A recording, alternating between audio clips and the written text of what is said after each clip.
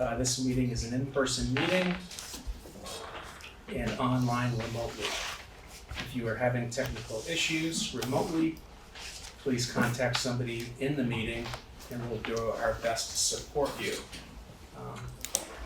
At any rate, the in-person meeting will continue.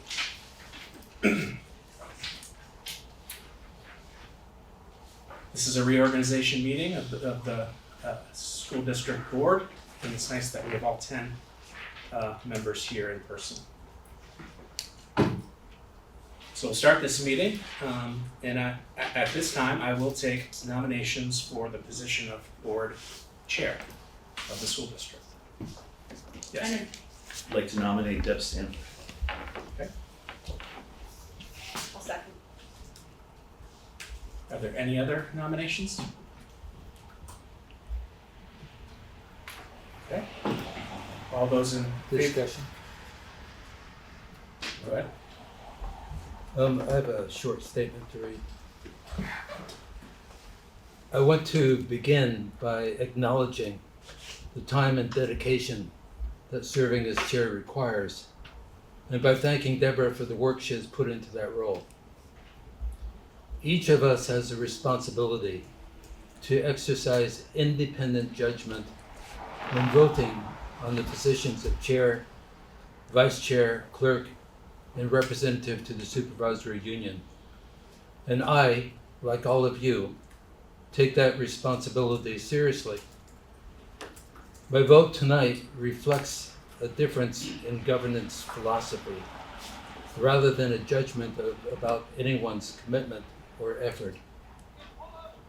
I view the role of chair primarily as a facilitator of the board's work, ensuring balanced participation among members, maintaining clarity between governance and administration, and helping the board stay focused on measurable outcomes for students, safe and healthy school environments, and strong support for teachers and staff as we pursue our district-wide goals and what the governance board describes as a shared moral imperative.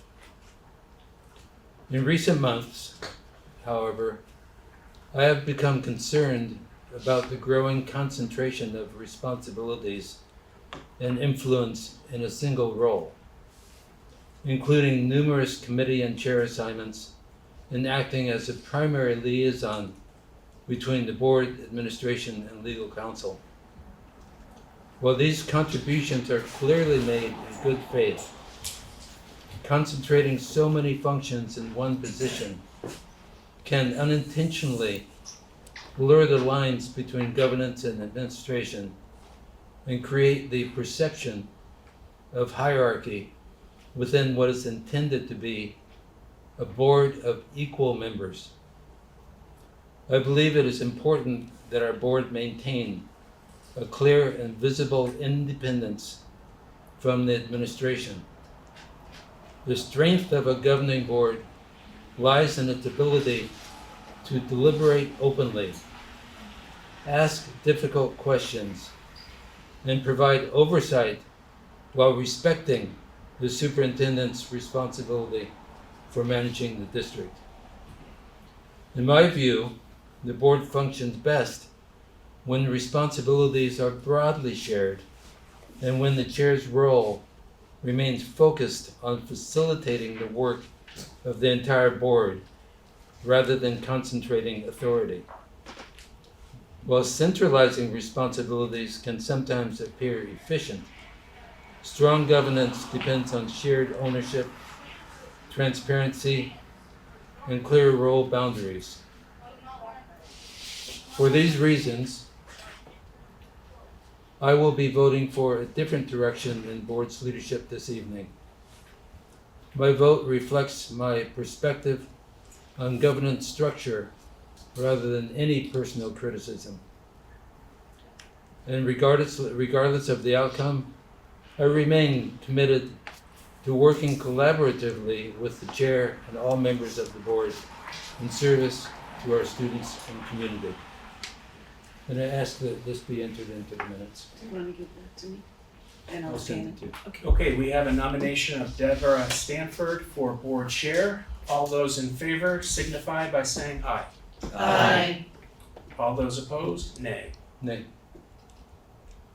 Congratulations, Deborah. By a vote of 9-1, you are remaining as board chair. Turn the meeting over to you. Thank you.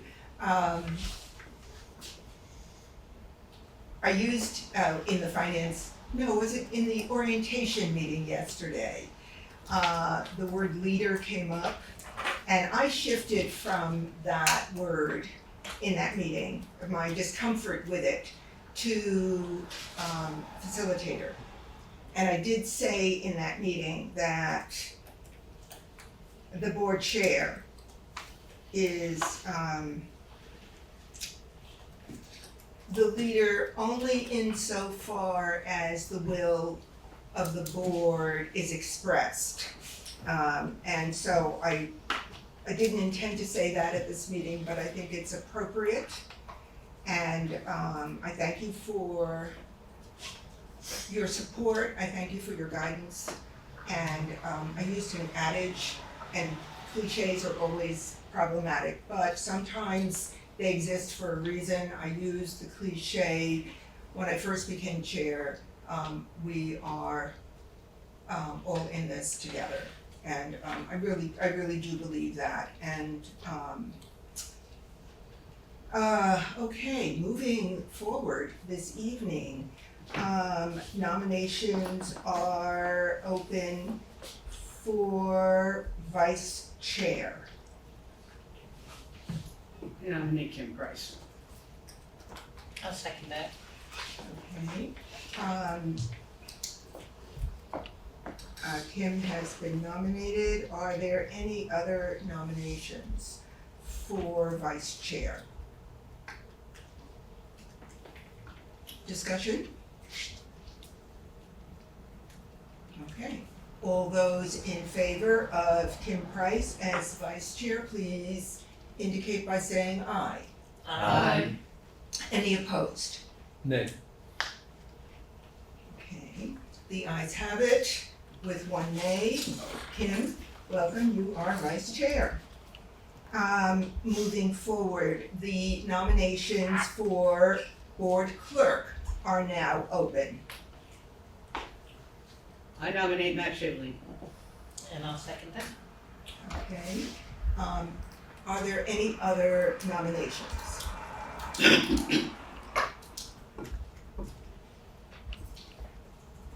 All right, discussion. There being no discussion, all those in favor of Matt Shibley as clerk, please indicate by saying aye. Aye. Any opposed? Nay. Okay, with one nay, the ayes have it. Matt Shibley, welcome, you are board clerk. Thank you. All right, thank you. All right, we are moving on to nominations having to do with voting members of the WESU. And we'll start, as per the agenda, with Brattleboro. Nominations. I nominate Kim Price. Okay, Kim has been nominated for the SU from Brattleboro. Are there any other nominations? I'd like to nominate Colleen Savage. Okay, Colleen Savage has been nominated to represent Brattleboro on the SU. Are there any other nominations?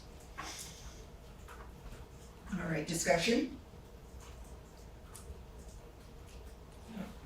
Yes, Rudy. I really am happy to hear that Colleen's been nominated, and I think that we all should be ready to step into this role, and the only way to be ready to step into the role is to experience it.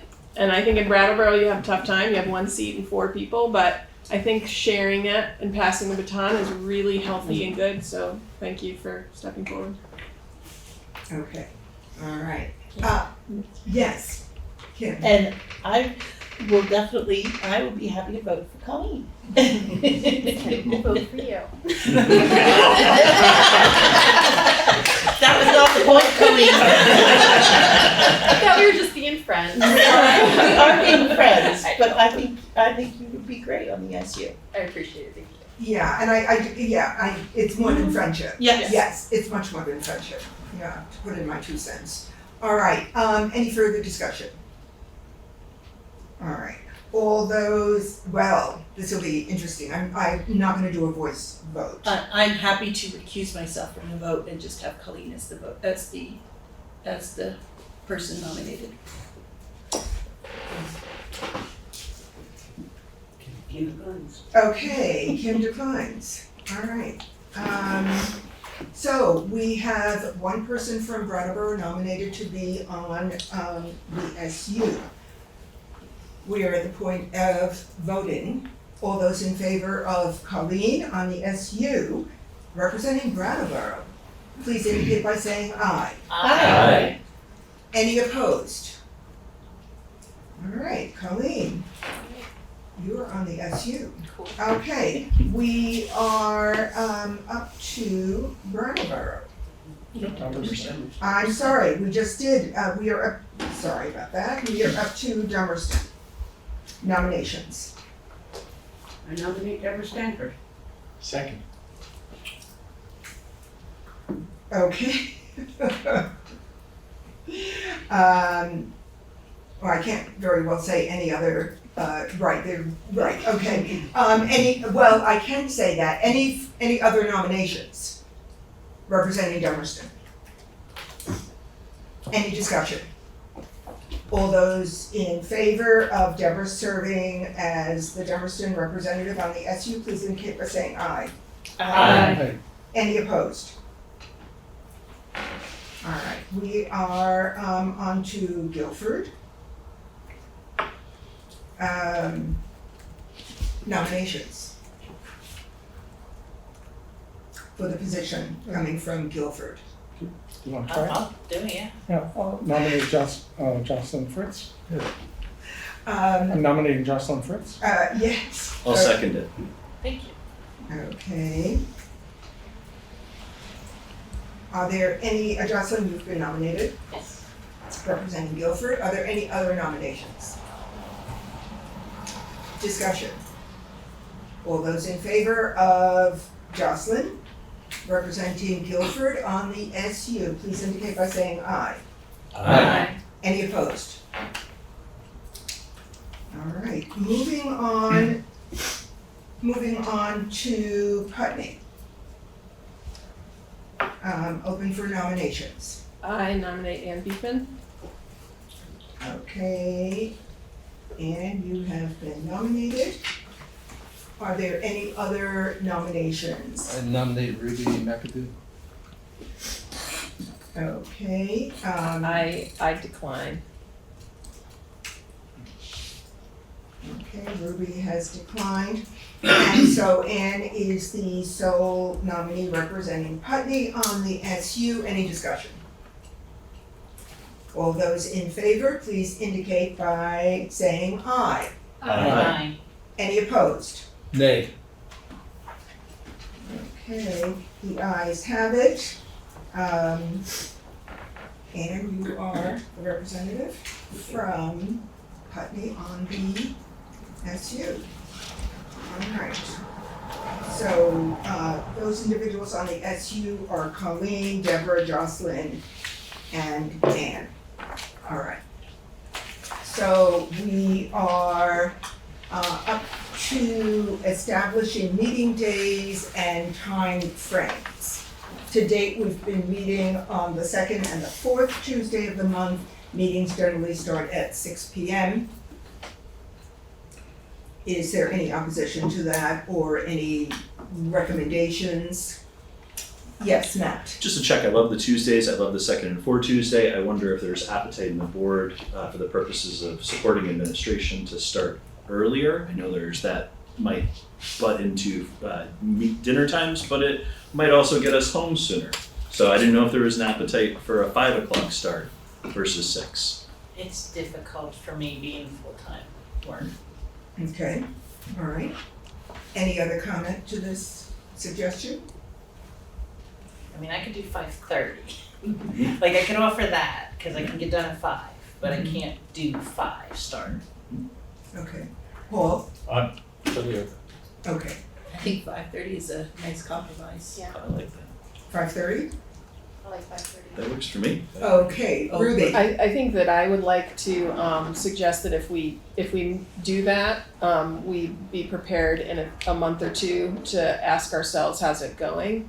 I think that I'm a little terrified because of all the kid duties, but I think that we can make anything work if we have a plan for it. So I think trying 5:30 and asking ourselves, how's it going in a few months.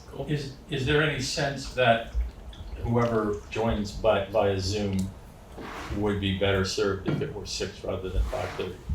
My suspicion is not. It's not necessarily. That's not going to be moms serving kids that are zooming into a board meeting at 5:30.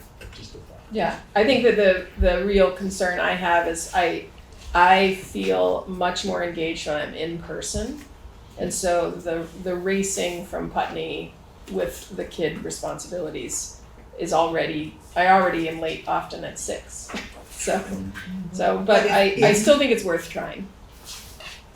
Oh, okay. But I'm just going to suggest a 5:30 timeframe versus 6 is not meant to put a strain on any board member. And I think there's enough stress in life. So we've been doing 6 all along and for years. So I don't know whether we actually want to try it or we want to stay in at 6 o'clock mode. I wouldn't want to put any board member Yeah. under additional stress and pressure. And now there's a couple. I agree with Ruby that being in person makes a huge world of difference as far as being present and everything and being involved.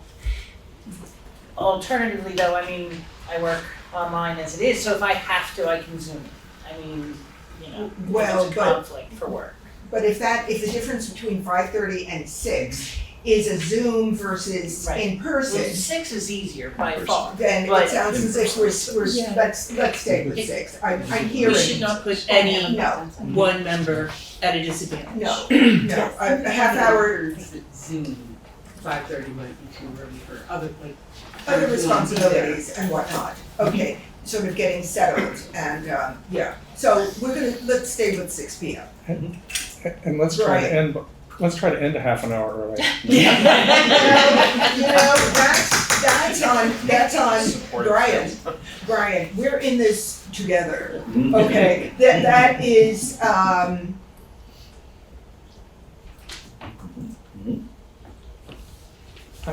know we try. everyone's responsibility, I know yes. we try. Yes, we do try. And the other piece of it is we are a 10-school district. And so it's pretty phenomenal if we end at 8:30. Okay, so there is that constraint. All right, so we're gonna stay with the second and fourth Tuesdays, 6 p.m. We are up to committees. And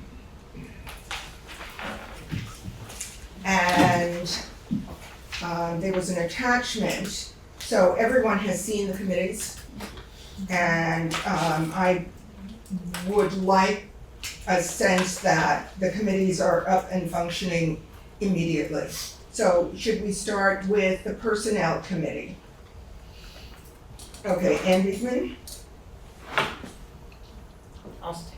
Okay, you're on, Jocelyn? I saw other hands, so please keep them up. Colleen and Kim. Okay, Ann, Jocelyn, Colleen, Kim.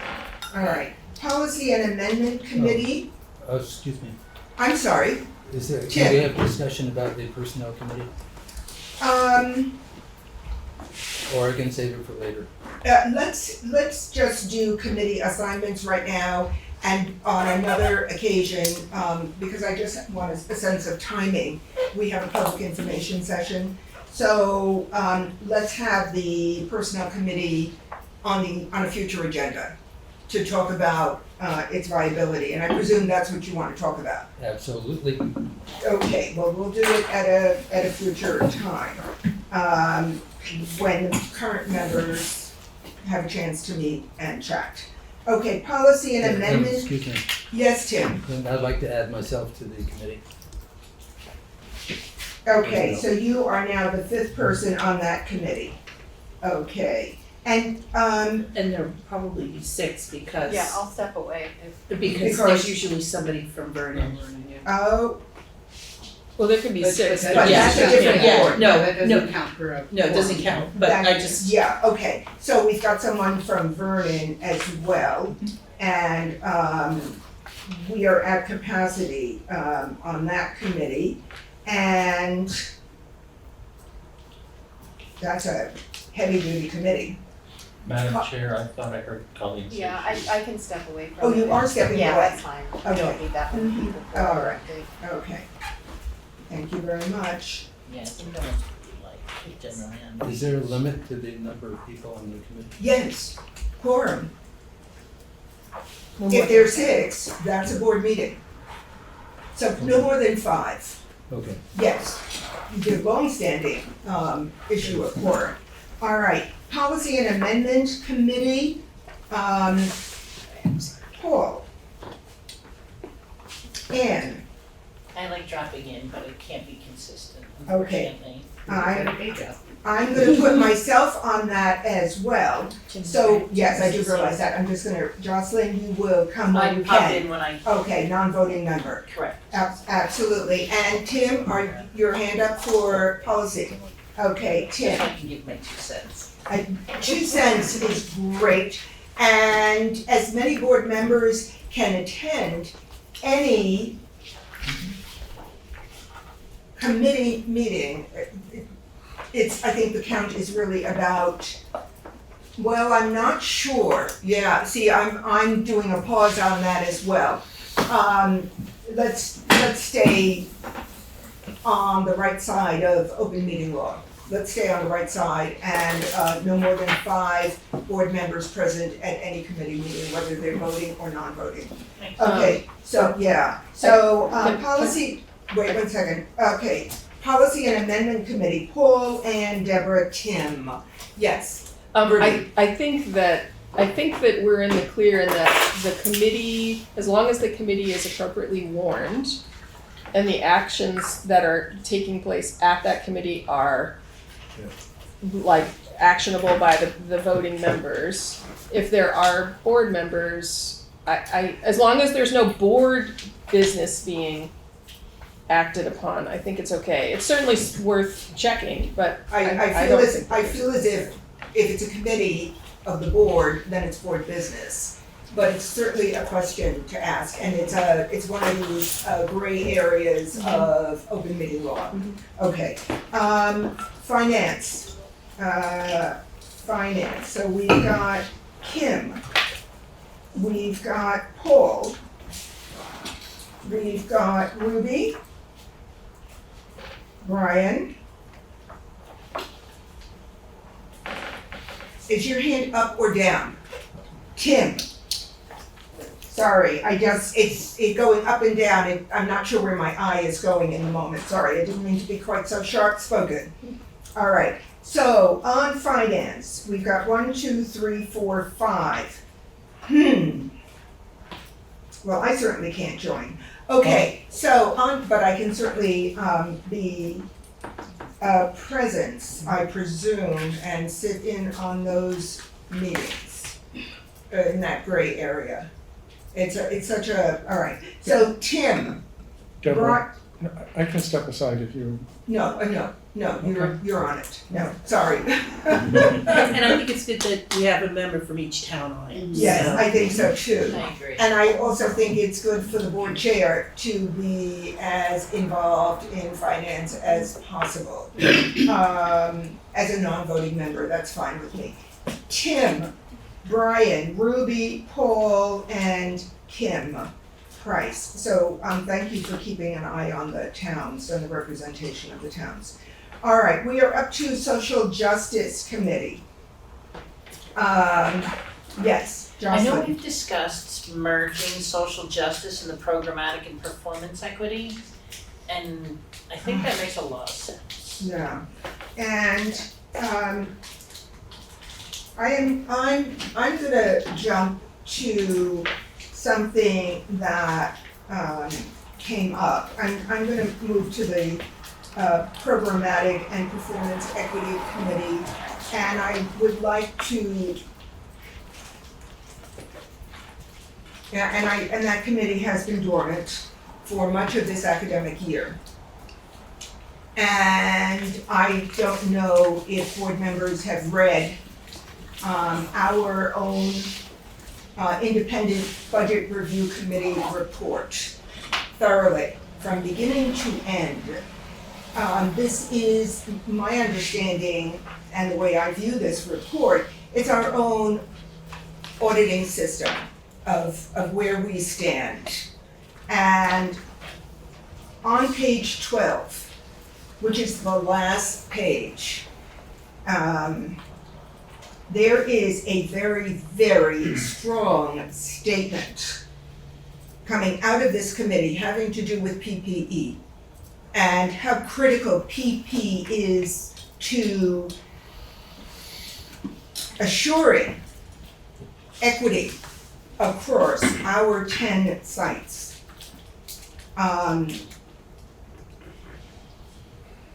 With concern that this is an issue that we need to closely examine within our district.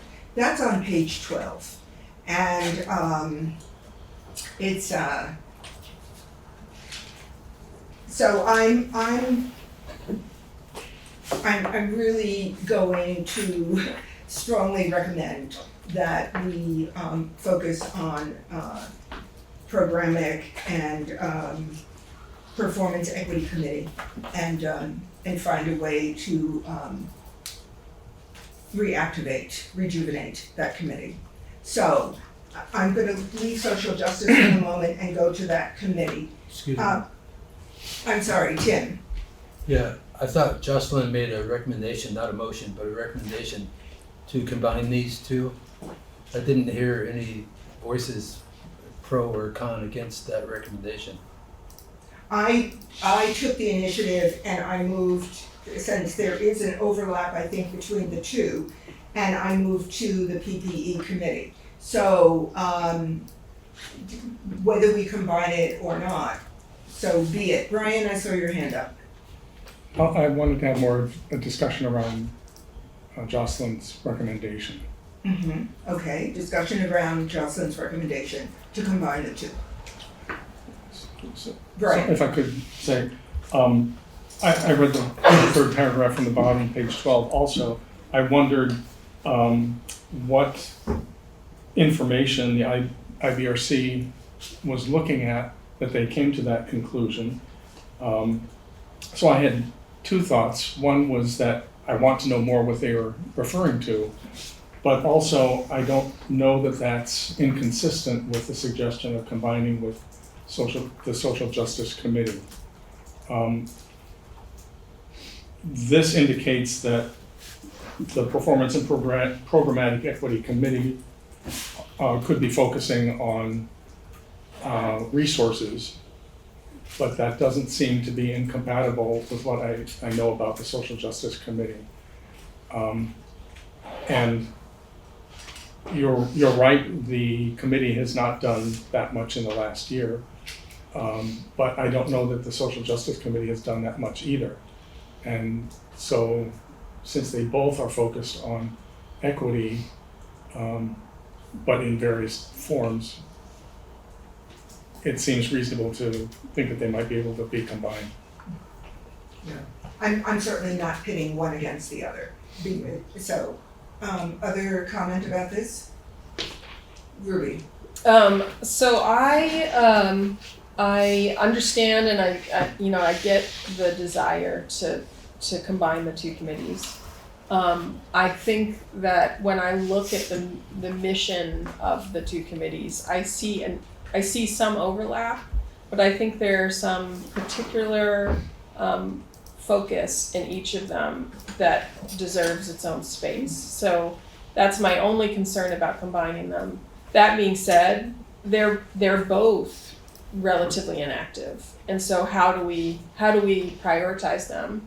And I would just I read the IBRC report also, and that particular section is a little confusing to me. I agree with Brian. I'd be interested in understanding what data they're looking at that causes them to come to this conclusion.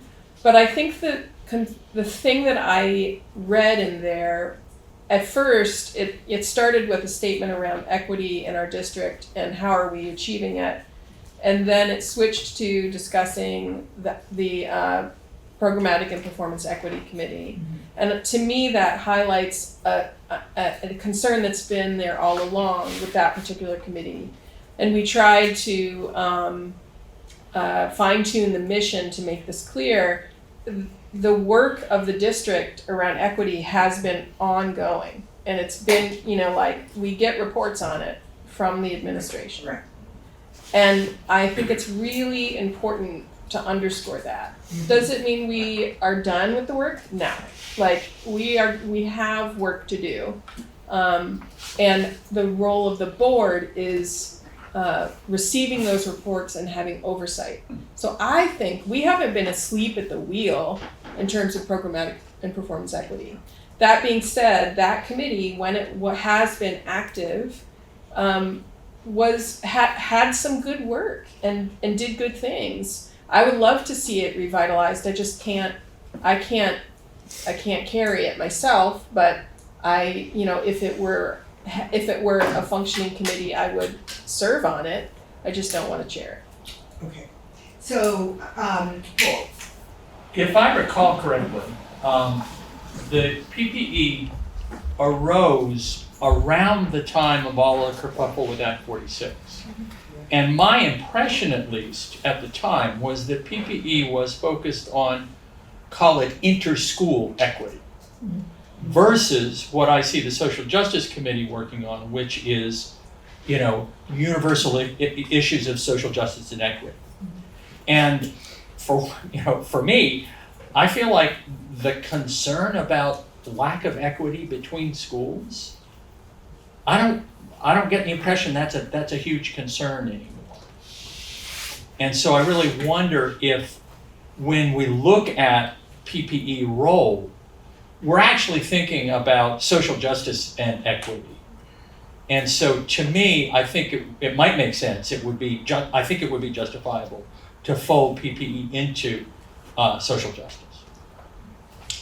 Can I? I'm gonna call on, make sure everyone has spoken at least once.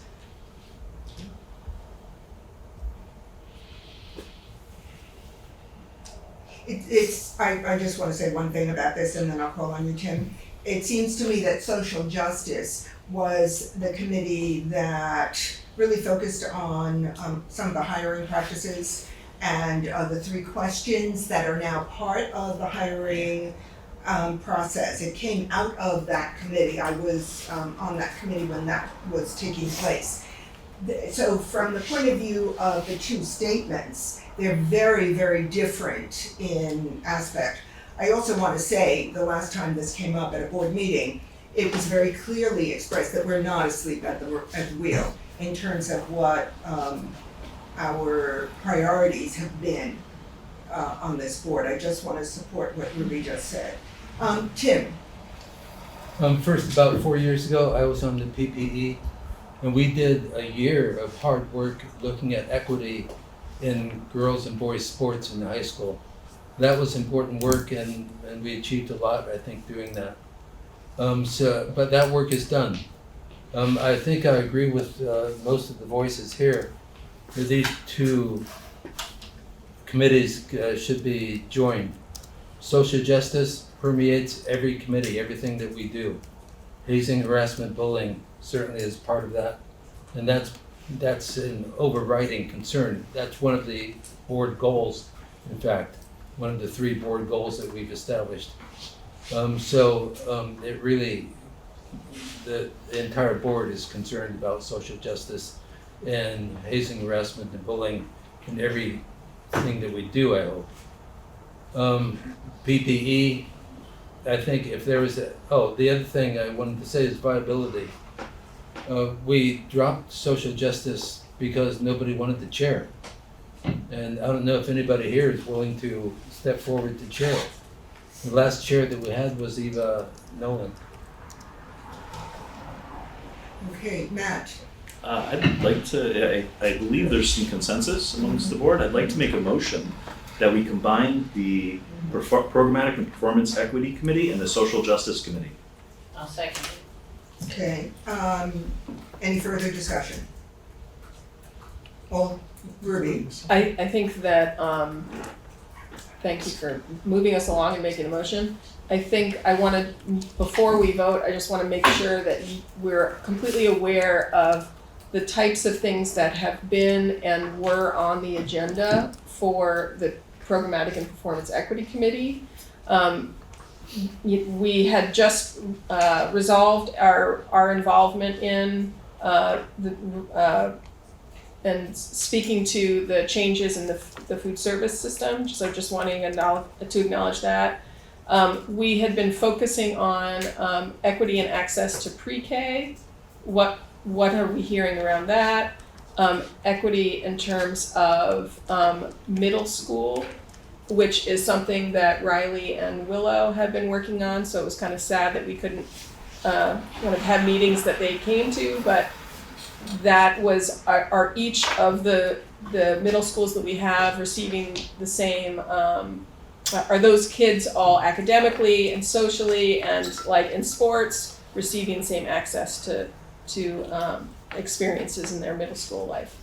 And the one that's been kicking, did I just say access to pre-K? Yes. Oh, yeah, and there might be one other one that I can't remember if you remember, but those are the types of things that have been the focus, and they are specifically around that, how are we feeling, or what are we hearing about from school to school, and also what are we hearing from the administration? So in the spirit of this motion, how do you feel about going along with the motion with the understanding that those individuals who would serve on this combined committee would process this discussion? It can always be separated, the two, if necessary. So, any further discussion? I'm Right. not quite sure I understood you. You said it can always be separated if needed. What- Meaning that the issue of the combination of social justice and PPE can be, the combined committee can always be brought back to the board to say, the issues are such that they're diverging, we need 2 separate committees to do it. So we can always disentangle the two, that's what I mean. Okay. At a future point. So we have a motion, any further discussion? All those in favor of, can we hear the motion one more time, just to make sure we're in trouble with Rena? To combine the Programmatic and Performance Equity and Social Justice Committees. Okay. All those in favor, please indicate by saying aye. Aye. Any opposed? Nay. Okay. And I think I'd like to abstain.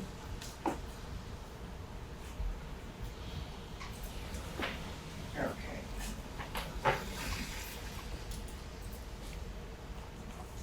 All right, so the ayes have it. For the moment, these two are combined, and who would like to serve on this combined committee?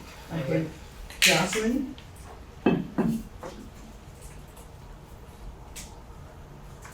Colleen?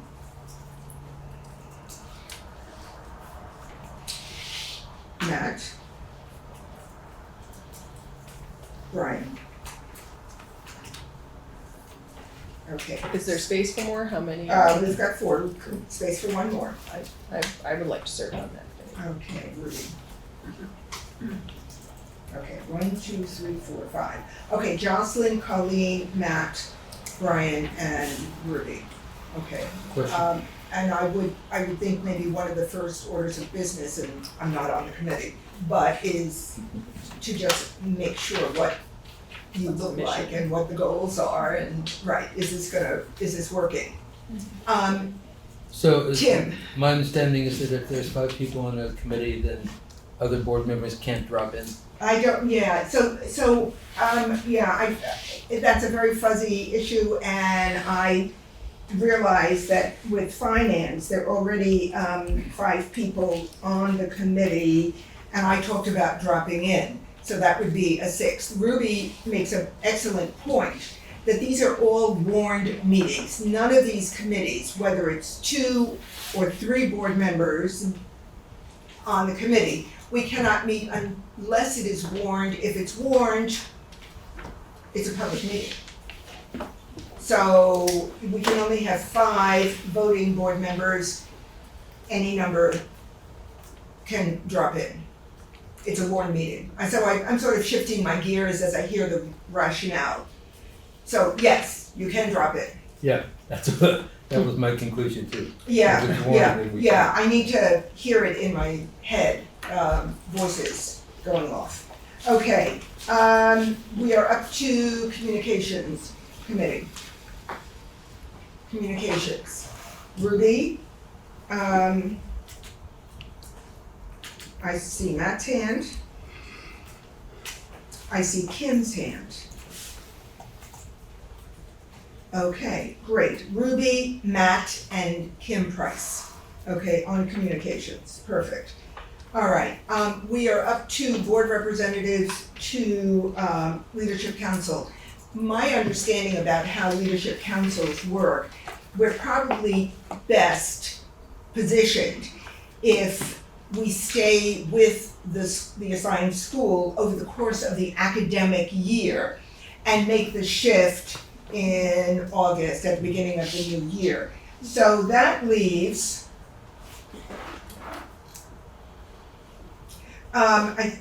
Jessica Everlith. I believe, if I'm not mistaken, she was assigned to Academy School, and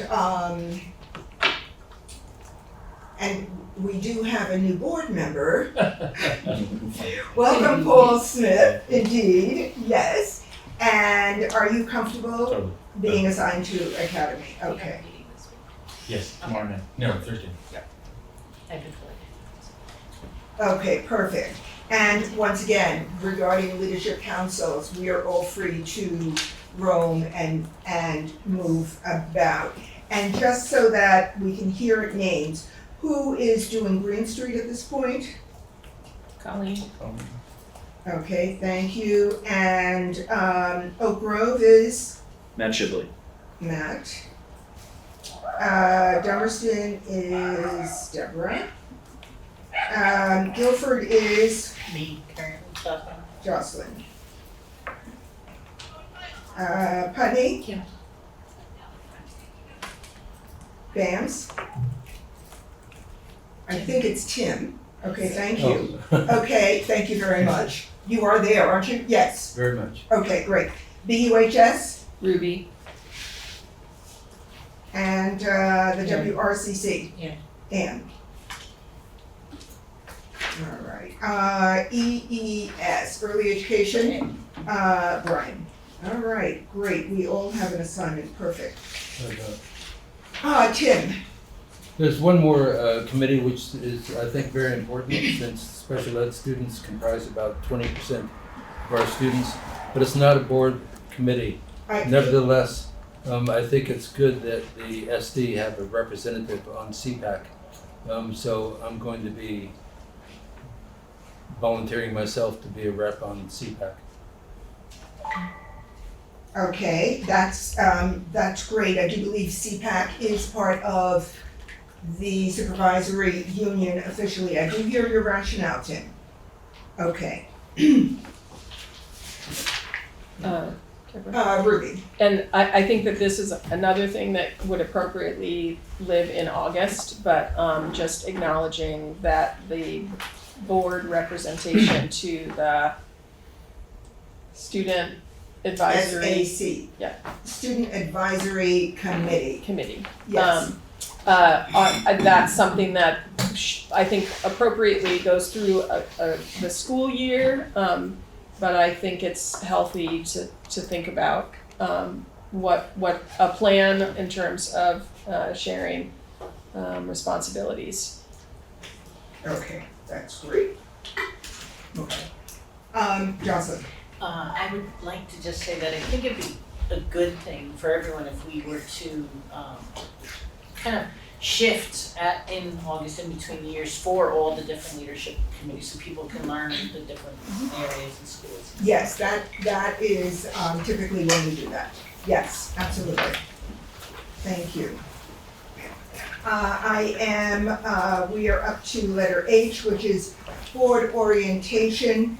There was an orientation yesterday afternoon, and I'm thinking that at some point there should be, for want of a better word, an onboarding with the newest board member, newly elected, to bring that individual up to date with issues of confidentiality. So I will share that, and then we will, with help from everyone, we will do a whole bunch of certainly a workshop with Pietro Lynn having to do with open meeting law and a board retreat. Okay. So I'm gonna keep on going down the agenda, if that's okay. We are up to an acknowledgement of board service. We've had individuals reelected, Ruby McAdoo, Kim Price, and as board members who have served and are and have decided to return to the board. So we are very grateful for your wealth of knowledge. And we have our newest board member who has crossed over the line, other than Paul Smith, who offers a wealth of institutional knowledge. And there's so many people who could speak to his qualifications. I can certainly speak to them in terms of our work together on policy, and it's so solid. I think we are an incredibly strong board. So Jessica is not here. We bid farewell to Jessica at a prior meeting when she was present, so I hope her ears are burning. We miss her. She offers so much to the work that we do, and we need to make sure that she stays current. I do believe she's going to be serving on the Communications Council. Okay. So Ruby, you're going to really pull her into these discussions. Thank you. We are up to the Board Code of Ethics, and Mark, I believe, has the item that we all need to share, and it's linked on the agenda, so we've all seen it. We all have read it, and it does require our individual signatures. Yeah, so I have the Vermont Code of Ethics that I'll send around. There's a signature space for everyone here. And then there's also the policy B3, board member conflict of interest, which we have recently found out from the VSBA should also be signed by board members. There's not a signature page on this policy, but what we did in Vernon last night is the board members just simply dated and signed their names. Good. Okay, so both are gonna go around, and just as a reminder, B3, Board Code of Ethics is going through a series of readings right now. And will be on the revised one will be on the next agenda, March 24th.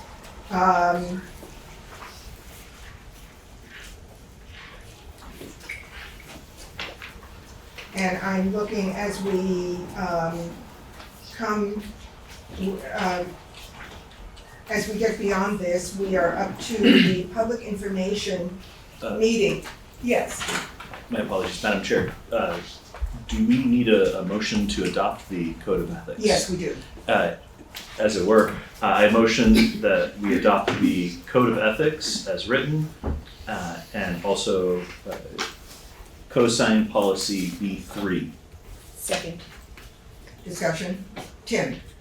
Yeah, I was looking at the Code of Ethics, and it seems to be written in not punitive, but restrictive language. It doesn't assert what the role, the philosophy of the board is. So I'll go along with it, with the understanding that we spend a bit of time in the future revisiting the Code of Ethics and consider how we might revise it to better reflect our true philosophy and ethics. So the Code of Ethics that's being passed around right now is the Code of Ethics as it exists on the district's website. As I just said, there is a revision that I believe is either on March 24, will either be going for a second reading or be going for readoption. So there is a significant revision that has not yet been readopted by the board. And has that been going through the policy committee, or has that been discussed? It's a first reading at least. But did it go through policy? Yes, it did. Missed that. So actually there's nothing to miss, because if you go to the last agenda of this board, you will see that policy B3 and you will see how it has been changed. However, what we are signing at this point is not the revision. We are signing the policy as currently exists on the district's website. Am I correct in what I just said? Yes. Yes, okay. Ruby. I think this speaks a little bit to what Tim, maybe what Tim's getting at. I appreciate that we're doing this process and that I liked reminding myself of the Code of Ethics. We have board norms that we review and set, which are not quite as codified in terms of required by statute and and all these things but I think they're important, and they do help us as a board to kind of steer the ship, and so I think it'd be worth remembering them, and whether it's in a retreat or it's an open meeting, consider if those are working for us and if there's anything missing in them. Only one of these is going around right now, I'm sorry. The other is coming the other way. Oh, the other one's going the other way. Okay, so can I just say, regarding board norms, I read it somewhere, don't ask me where. We are to revisit board norms annually. So it is on my to-do list. Okay, so there are about 5 or 6 board norms. All right, these are going around for signature, and there is a motion on the floor right now. We're still up for discussion. And before we go in, and I'm not leaving that, so keep me on target. We will take a break before we go into the public information section. I just wanna put that out there. Tim, discussion. B3 was handed to me. So could you pass it along? Yeah, why? Because as was stated a few minutes ago, we're all to sign it and put a date next to our signature. That's why. Okay, with the understanding that there's a first reading for the revision of this. At the last meeting, we agreed on the revision to this. We didn't agree. It was either a first or a second reading at the last board meeting. We are not discussing policy tonight. It will be for the life of me, I cannot remember right now. It will either be a second reading It was a first reading. last time. Okay, so on March 24, B3 will be a second reading. So by all means, take a look at the revision that is associated with the agenda for the last board meeting. Not for this board meeting, but for the last one. The 17th. February 17th, it's on there, Tim. Okay. The revision, okay, all the changes to it. For board members, that's it. Yeah, but So- But you need to sign? It's just board members who are signing. You're signing. Oh. Yeah. I hate to sign.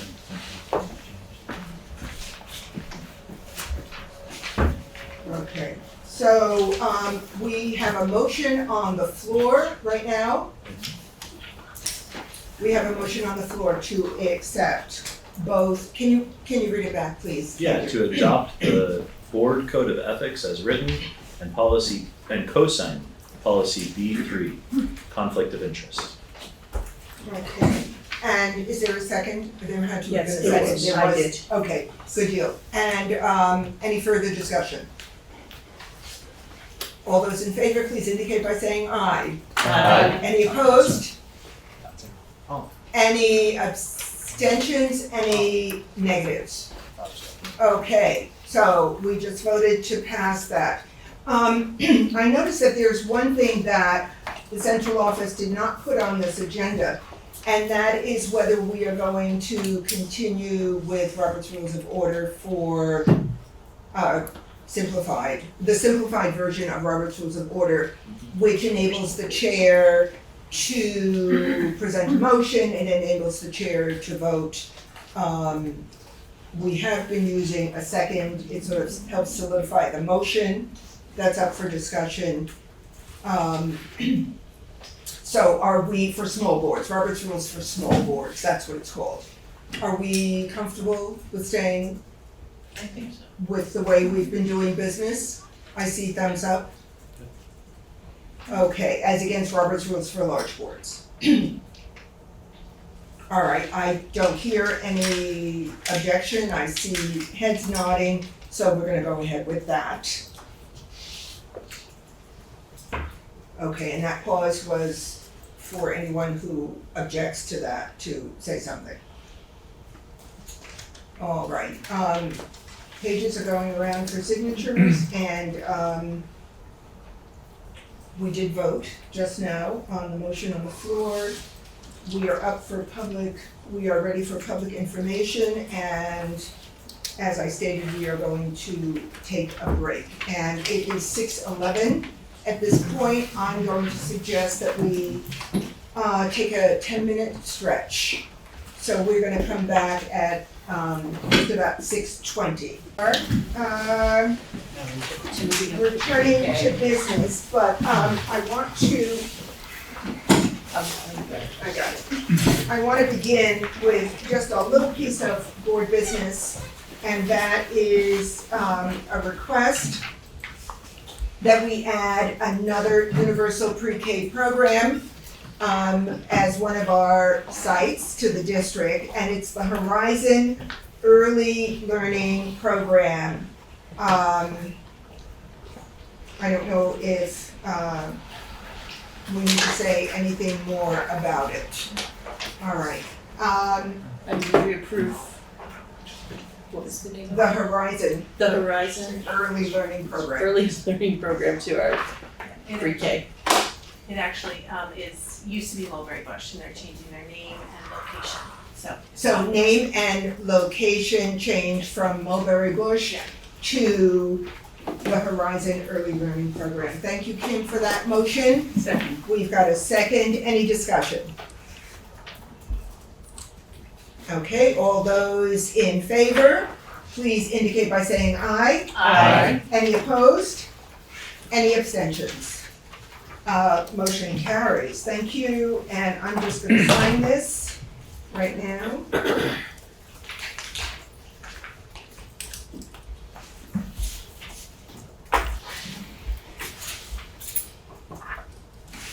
And pass it to Matt, your clerk. All right, and we are ready to move on to the public information session on the school district's proposed budget. So I'm going to turn this over to the Chair of Finance, Ruby McAdoo. Yes, great. Hello, everyone. So we do have a presentation prepared, and then we also have Frank, our business administrator, who's we're gonna turn to with questions at the end, but I'd like to run through this hopefully pretty quickly, and this is being shared via Zoom as well. Okay, great. So this budget presentation, the goal of it is really to come to a place where our board is feeling confident and our community is seeing the work that our board is doing to present this proposed budget with hopefully understanding that we believe it's a fiscally sound budget that is responsive to student needs. We feel that for many years, what we've heard is that the board could take a more active role in this part of the budget process, development process, and this format is returning to some practices that, from before the merger. This is similar to what other districts that are part of our current district would do. So if we can go to the next slide. This is just acknowledging everyone who's on the board. We have a new board member, Paul Smith. Everyone else here is has been on the board, but particularly we want to have special thanks to central office staff, Mark Spino, Mo Hart, Bethany Bouchard. I also want to call out Tracy Drops, who is our wonderful note taker. Frank Rucker as the business administrator, and Jody Nutting, who is the incoming business administrator. So this budget process and how this board engages with it would not happen as easily at all if it weren't for that list of central office staff. And of course there are staff that support them as well. Next slide. So in terms of the budget, it really, we see it as truly supporting student learning. As this slide says, we as a district are made up of 10 schools and 4 towns. We have a total of 2,345 students and 419 employees. And ultimately, that is a huge part of what we focus on. And this budget was drafted through the work of particularly of the administrators at those 10 institutions, or those 10 sites, and with that goal of creating a safe, inclusive, supportive environment where all students grow academically, socially, and emotionally. That really comes from our mission statement, which you can find on our district site. It's actually the SU mission statement that we as a district adopt. So that we believe that the budget decisions speak to that particular mission. Next slide. So when we think about this budget that we're presenting, this proposed fiscal year 27 budget, we believe it to be a fiscally responsible budget. And the total budget that's being presented is $69,874,600.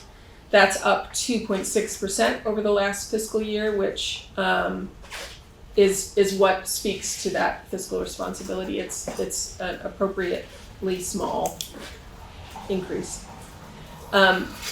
What this presentation is going to get a little bit more at the tax rate and the understanding of how we calculate that. But the most important thing on this slide to point out are the kind of bulleted, the numbered bullets at the bottom, which are highlights to what went into the budget development process. And we've heard these things before, but it's just highlighting them again. There were 9 positions reductions that were totaling a decrease of approximately $800,000. The capital improvement expenses decreased by approximately 3%. The budget reflects the use of approximately $600,000 from the fund balance, and that is used to and applied to stabilizing tax rates. And then the last one has to do with health insurance costs, which are determined entirely at the state level. And so they're out of our hands, but they have a very big impact on our budget. And that's just a reality that we face. Next slide.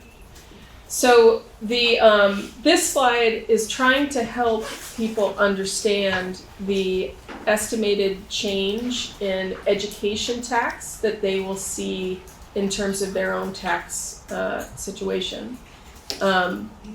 So the grid that you see there has estimated annual increases and decreases over the last year in education tax. So what this means is that when you look at the column that says property value, in each town, Brattleboro, Dummerston, Guilford, and Putney, each of those towns will see a different increase in the education tax on their tax bill for a property that's 100,000 value, 150, 200, and 250. And what that allows you to do is that if I have a house that's approximately 300,000 and I live in Putney, I can use this grid to understand what the estimated tax increase would be on my tax bill. That being said, there are factors having to do with credits that may affect my bill. So that this is not the whole story, but it's a tool that helps to kind of quickly show you what an increase or decrease would be. This year, in all categories there are increases, although some of them are higher than others. And if anyone on the finance committee, if I'm missing anything or forgot something, please feel free to jump in and interject. I'm not alone in this. The finance committee is me, Deborah, Kim, and Tim, and there's one other person. You pointed at him. Okay, so next slide. So as we consider, when we understand, when we're presenting the budget, the proposed budget for consideration, is that many voters are looking at it and they are thinking about, how does this affect my tax bill? So this slide is really talking about and trying to encapsulate, how do you calculate the impact of these factors on your tax bill. So there are some basic formulas for calculating tax impact, and this is definitely one of those moments where some people start to gloss over once you begin to put out formulas. But our hope is we're trying to make this as simple as possible. A lot of this information and data comes directly from the annual report. and you also see it stated possibly a little bit differently or in a little bit different format in the Independent Budget Review Committee as well, report. But the essence of how you calculate the annual homestead education property tax, which it is what is the tax implication on my tax bill, is to take your actual town tax rate and times it by your appraised home value and divide it by 100. That spits out what would be the annual homestead education property tax that I would see.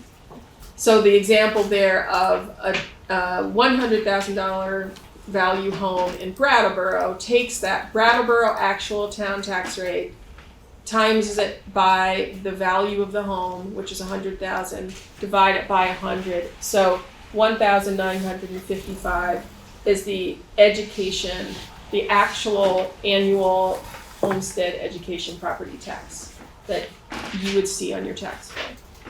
That being said, there is the reality of property tax credit. So we can't there's no crystal ball for me telling you what your impact is going to be. There are factors that you have to work through in terms of your own property tax credits and other circumstances that are specific to you that you'd have to talk to your accountant or your town clerk if you had more questions. Next slide. So speaking directly to that is this slide talks about property tax and income sensitivity. So when we talk about property tax and income sensitivity, we are kind of acknowledging that a majority of Vermonters pay on income and not property value based on the income sensitivity funding law. So my understanding now is that the income sensitivity cap is estimated to be 2.63% of household income for eligible Vermonters, and that's at an estimated income below approximately $115,400. So the bulleted list there lists out all of the eligibility requirements that have to do with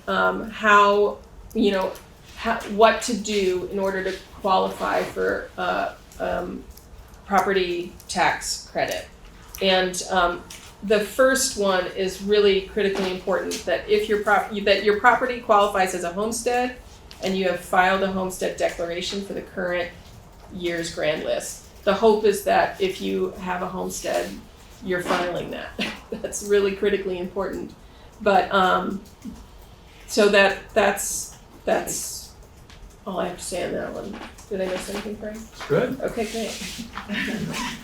I will just say that the people on the finance committee are not experts, and we're learning as we go. So I don't have a degree in accounting I'm not really even a numbers person. So here we are. So the next slide. So how the taxes are being used in terms of this proposed budget. This pie chart comes directly from the annual report, and we've seen it before. And the truth that we've heard before is that almost half of our budget goes to direct instruction. And I believe direct instruction really, that includes the costs related to our staff. Mm-hmm. The other largest pieces of the pie are the ones in the upper left that have to do with operations and maintenance of facilities and support services, special ed, and central administration. So those are that in and of itself is how we visually represent what our $69 million budget, almost $70 million budget goes towards. I will kind of call out at the very bottom, there's some language in red that is trying to help people understand what the categories of support services and support services for students. So support services instruction is one and support services students is another. So we added a few examples of what those categories include. So, next slide. The language that you see on this slide is exactly what we will be voting on March 17th. This is required at a state level, so the language itself is really solidified by the legislature, I believe. And the essence of what it's saying is that we're asking the voters to approve the school board to expend $69,874,600, which we believe is necessary for the ensuing fiscal year. And then the second paragraph essentially estimates that the proposed budget, if approved, will result in pupil education spending of $15,972 per student, and that is 0.8% higher than the per pupil spending for the current year. That language in every town in the state of Vermont is the same, and the data points that it pulls out are the same. That information is all in the annual report as well. Okay, next slide. So as we have gone through this budget development process, and as we've thought about and heard from administrators around what student needs are, we have centered our work on the current continuous improvement goals. And that's what's listed here, those bulleted items. Increasing literacy by 10%, increasing math proficiency by 10%, exceeding the Vermont state averages for 4- and 6-year graduation rates, and increasing favorable responses by 10% in student surveys for sense of belonging.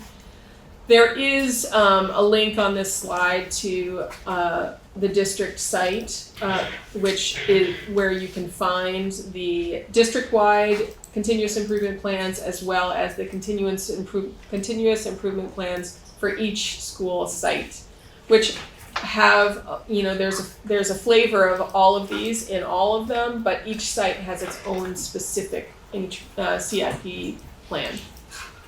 So these are really our North Star, our lodestone, like how we need to return back to these and make sure is the budget we're presenting responsive to these goals, and we believe it is. Next slide. So what I think our board wants to present is that make sure that people know that the budget development process came to fruition and came to a conclusion after hours and hours of work on the part of the administrators of each site. And those administrators worked very hard to gather community input,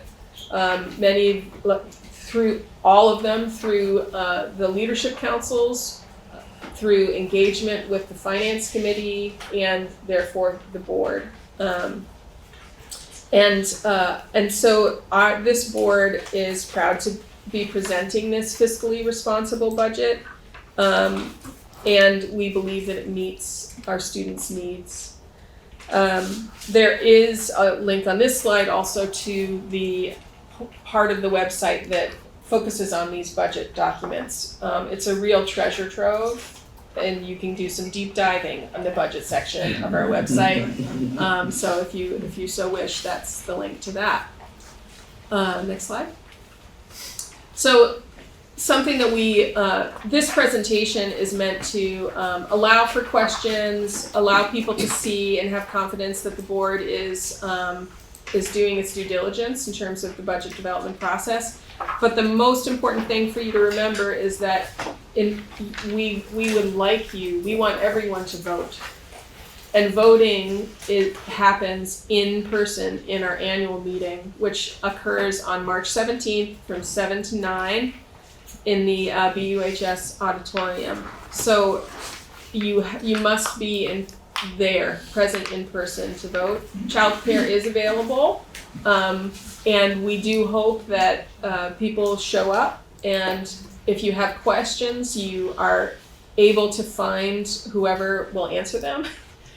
If you don't, hopefully you speak now if you have questions, but if you don't, if you still have questions at the end, your principal, central office, I as the board chair, or anyone on the finance committee would be happy to field your questions. What we want is for people to feel informed enough to vote. Yeah. I can't believe we missed this yesterday, but it actually takes place in the BUHS gymnasium. Not the auditorium. Oops. Sorry. Thank you. Yeah, so we'll correct that, but so it will be in the BUHS gymnasium. Yep. Thank you. So next slide. You'd think we were done. We're not quite done because we have a number of slides that go into more detail and are a little bit more complex. So we're stopping now and kind of giving you a warning. If you want to go take a nap for 15 minutes or so,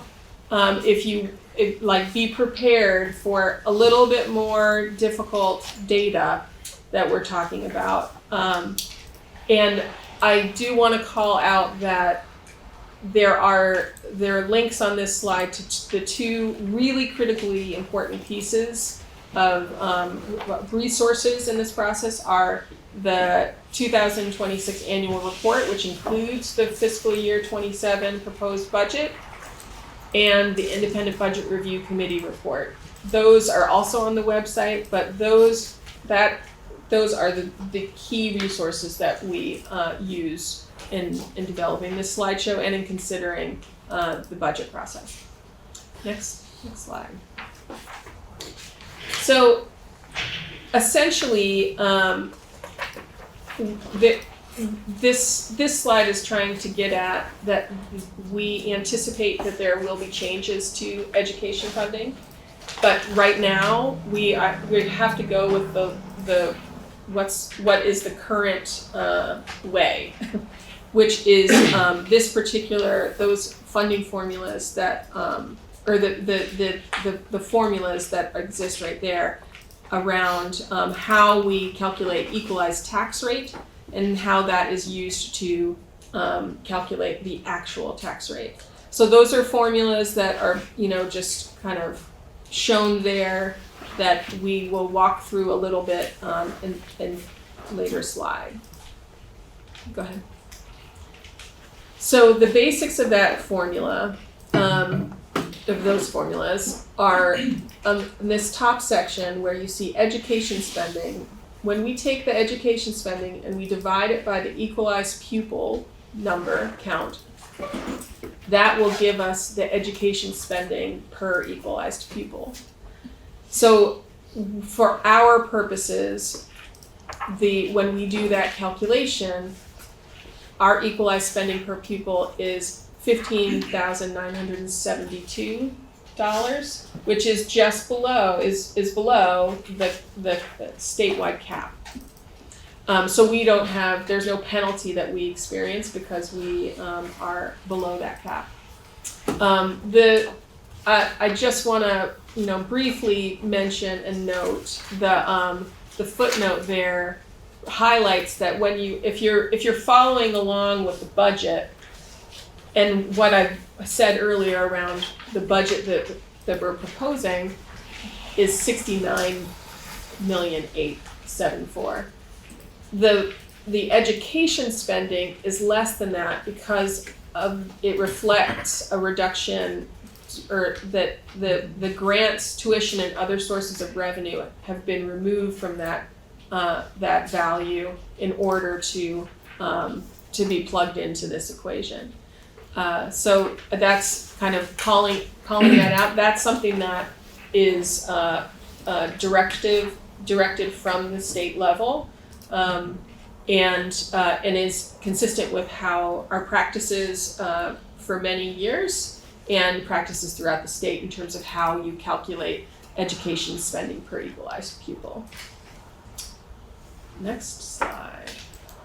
So as we're thinking about these types of formulas and calculations, this is really, in terms of the annual report, this is, to me, one of the most important pages. It's page 18 in the annual report.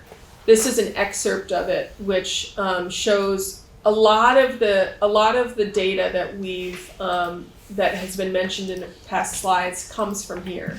So you can find, the amount for education spending is listed, the amount for the yield is listed, the total budget is listed, education spending per equalized pupil. All of that's listed there so that you don't have to do the work. Like we're trying to help you understand how you get to some of those numbers, but we're really fortunate to have a business administrator and finance office and administrators who do that work for us, and it's presented all. It's a lot of information, but it's presented here on this particular page.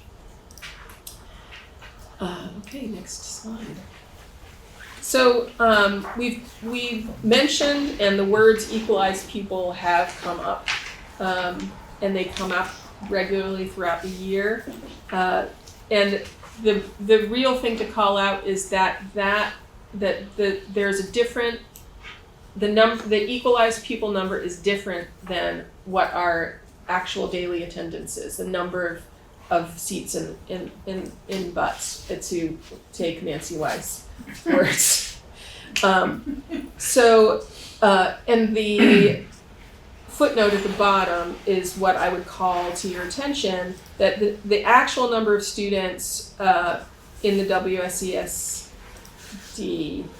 is 2,345, but our weighted equalized student count is higher than that. It's 3,863. And that's that is because of the number of pre-K students we have. It's because the number of multi-language learners, unhoused students, and students living in poverty that we have. And it's important that we understand that concept. Next slide. So we're entering into territory that I feel really less confident in my own understanding. So in the world of growth and learning, I'm pulling back the curtain and showing you things that I feel less confident about. The yield, the property dollar equivalent yield, is a concept that I struggle with, and so if you struggle with it, you are not alone. But it is essentially the yield is a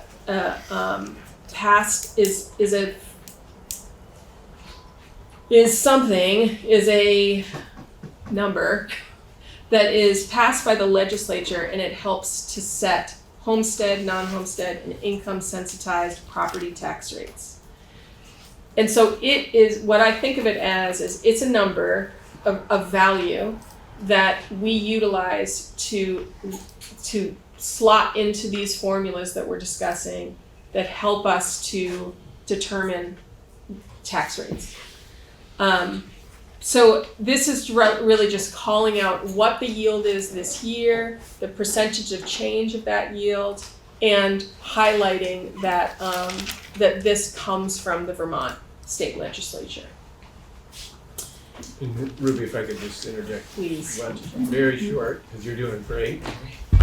You called out the last sentence there. The property dollar equivalent yield represents the amount education spending per kid would support if the state set $1 tax rate. And Ruby's pointed out, she showed a $1.95 tax rate.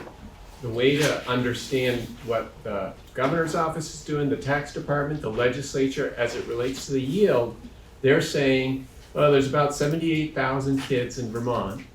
And if we set a $1 tax rate for everybody, it would be 78,000 times that number, 8,800. And that raises about 650 million. So that's $1. Our tax rate's about $2, right? So that's gonna raise twice that. It's gonna raise about 1.3 billion statewide. This is how it relates to school funding in Vermont. We all pay into the ed fund.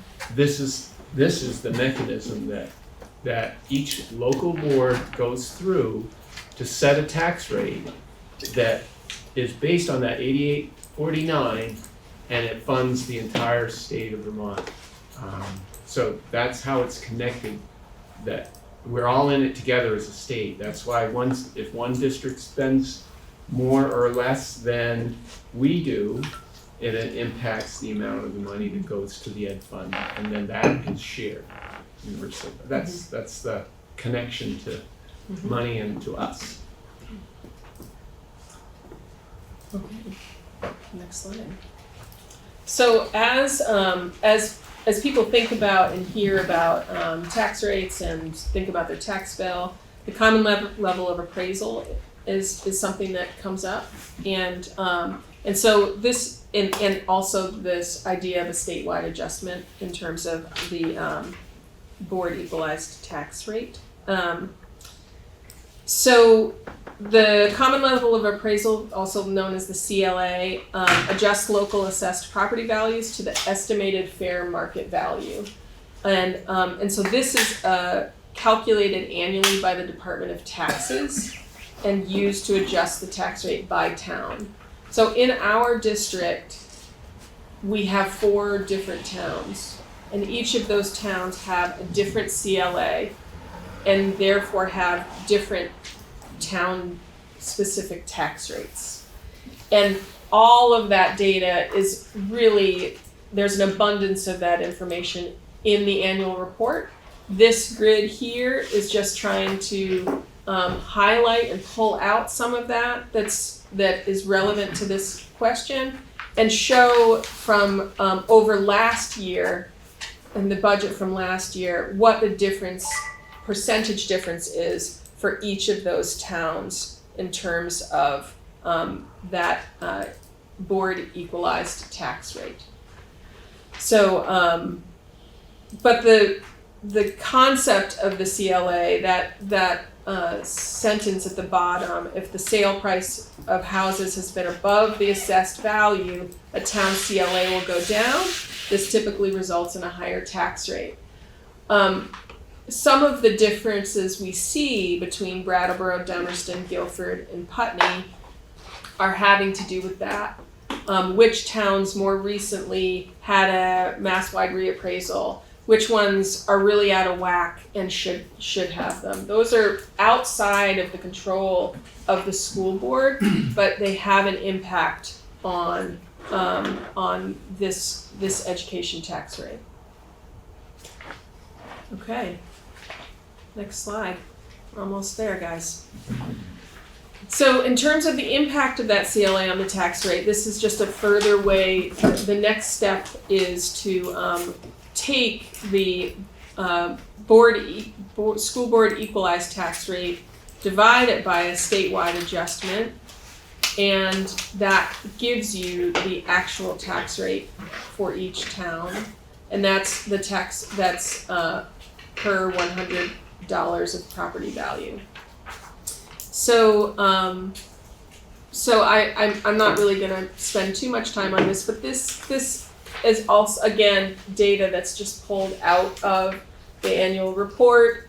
Those actual tax rates are listed very clearly on that page 18, and this helps you understand how you get to them.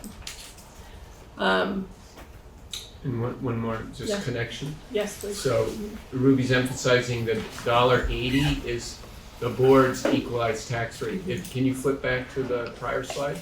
You see that first line now, you see the $1.80 up there? Mhm. So the board is bringing an equalized tax rate up that's lower by 2%, right? We're going from this year to $1.84. The board's budget derives $1.80. If everybody's property values were matching market value, everybody would pay the $1.80. And everybody would be down 2% in their tax rate. So it's just important for the community, the board to understand, this is what we consider fiscal responsibility. We are reducing taxes to our ability. Then if you go to the next slide that we were just talking about, but the state law says, well, some towns like Brattleboro are only 64% assessed value of market. So they're gonna say, you're not gonna get the $1.80, you've gotta assess $1.95 to be like Putney, who is 100% a tax assessed value equaling market value. So that's why we're all starting at $1.80 and the board's bringing a cut in taxes, but the real estate market is doing the dispersion that you're seeing right there. So we're pretty much at the end. Next slide is the last one, which has a correction of, it's at the BUHS gymnasium, not the auditorium, but it's really again calling on everyone to show up to the annual meeting, vote on the budget, and hopefully this helps you have confidence that in what's being presented to you, and that the board is knowledgeable and understanding and proud of presenting this as a fiscally responsible budget that is responsive to student needs. I do think that if there are any questions about any of these slides, I'm happy to field them, but I also think that if there are questions related to anything in the annual report, the proposed budget, anything about the process, I'm happy to answer them. Frank is here also, and any other committee member, finance committee member can step forward to speak to it too. I just want to take a pause and say thank you, Ruby. Thank you very much. This was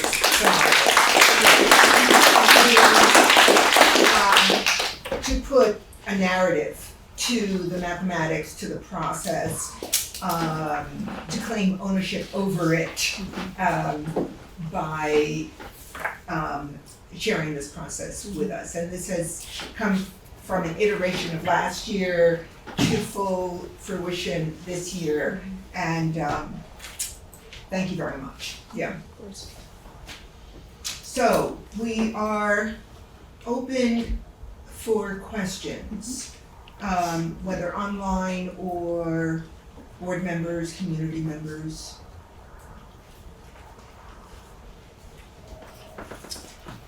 Yes. Would you identify yourself and your town, please? Good evening. I'm Martha Noyce, Brattleboro. I did want to kind of begin this with congratulations, welcome back for those of you who are coming in with your same seating, and welcome, congratulations to the newer members. I do want to applaud Ruby and the Finance Committee for this excellent, basic, understandable slide presentation, and also transfer that to the Independent Budget Review Committee, who did a superb job writing their report. And I will pass that on to them, but their choice of words was exact, fitting, honest, and with a good view and a view forward and a view in a reflective way as to what's been working and what hasn't been working and what might work. And I do suggest that if you haven't already, that you reread it, because it has some great insight, and not reading between the lines, it's right there where budgets could go. So with that said, I do have a few questions, but I'll just say a few and then sit if somebody else wants to add anything.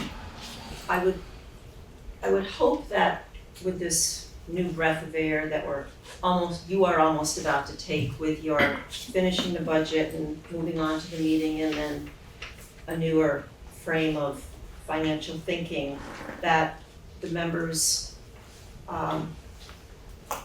keep an open mind and think outside the box when it comes to being fiscally responsible.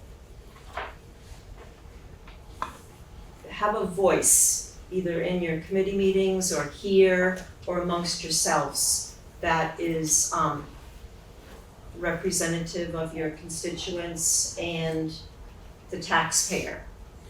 And it's, in my mind, it's okay to have your voice and be the only one that feels that way.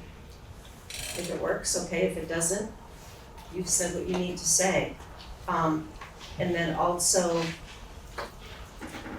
I ask the building principals, the department heads that are either sitting here or remotely, to carefully think about the budgets that will be created over the summer, in the fall, and kind of echoing what the Independent Budget Review Committee had written, that yes, there have been positions cut over this year and the previous 2 years, which has been okay, it's been workable. But there also needs to be other places within the building or within the budget pages that I have highlighted and folded over and sticky that I think could be looked at. And so please, building principals, because I have sat for over 30 years in various buildings, not in this area, with a proposed, what I would like in my classroom, question it and say, is there something else we can do, or how is this working? Because that's where, and I don't want to say nickel and diming comes from, but that's where you really get a grasp of where we can consolidate or work something out in a different way. It really comes from the teachers, the building principals, the department heads, that there have to be other financial choices made. That's all. I've got other questions, but I'll wait for somebody else. Ruby? I just wanted to thank you, Martha. For people who have been following along, Martha has been vocal for the whole year around the budget process and asking us to be, mindful of exactly what she said. And I think that when our community has a voice and when our community pushes back on something, I think it has an impact. And I saw that in terms of being part of the budget, development process. So some of the things that we highlighted around those, the 9 position reductions, that value is, and the importance of prioritizing that is in part informed by community voices that we're hearing.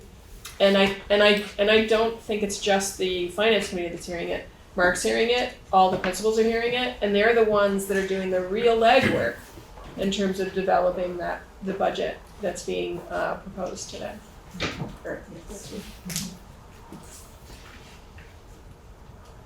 Martha has been a consistent presence at finance meetings and at board meetings. So, thank you.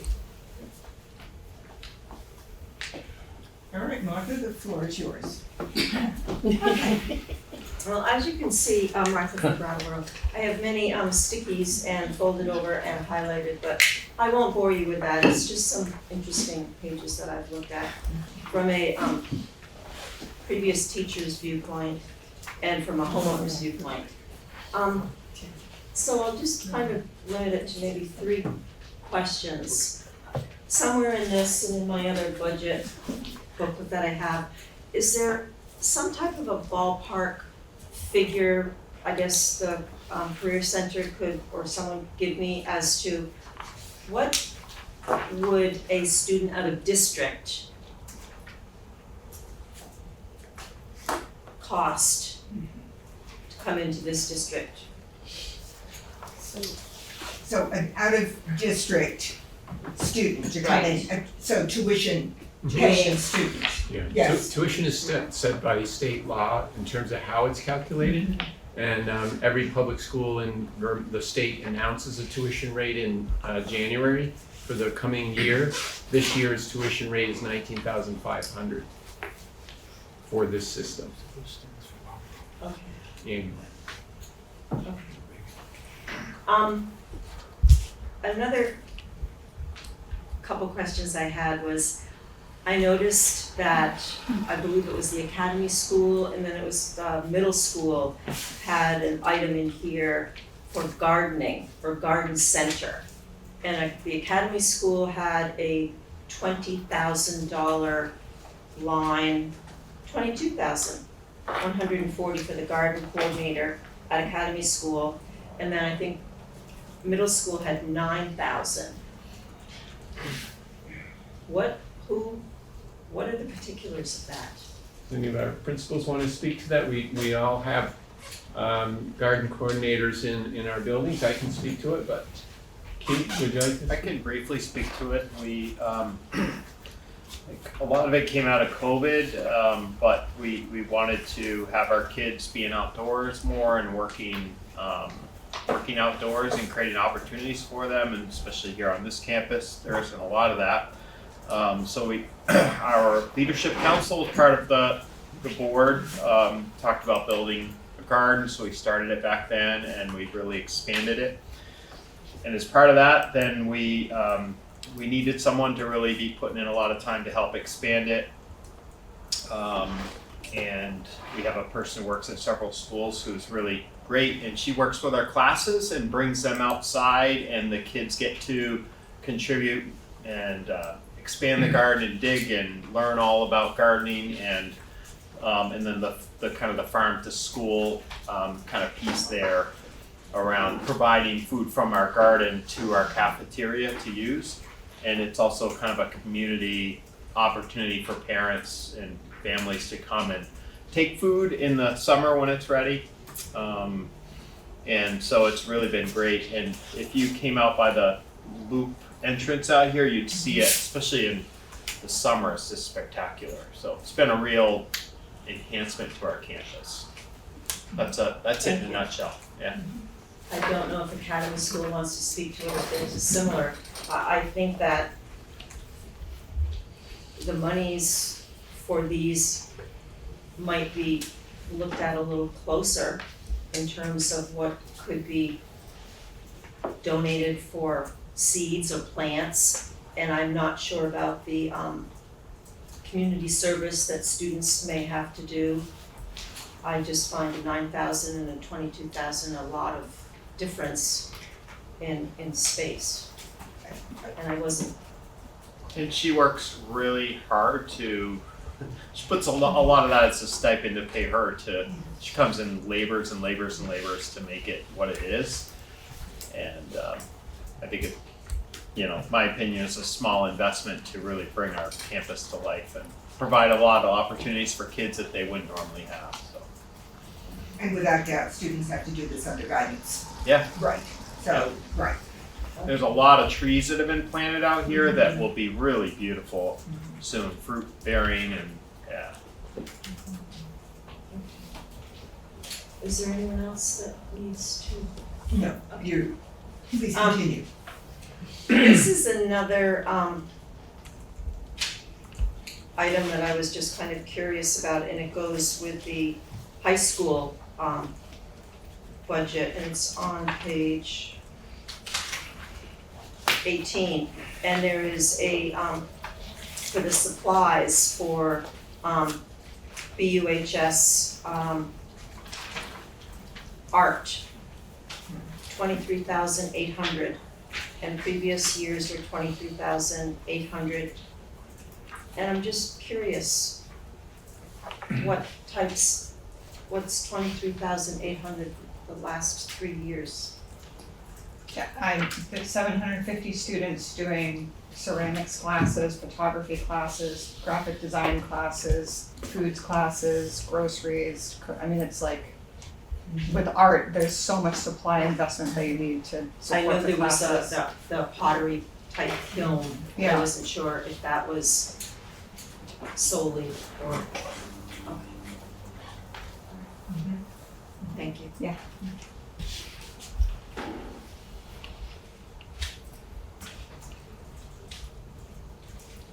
So we are open for more questions. Martha, did you have another one? Or are you, you're good, okay. And thank you very much for your consideration for other speakers, thank you, that's well appreciated. So I don't see any other, hands up, community members.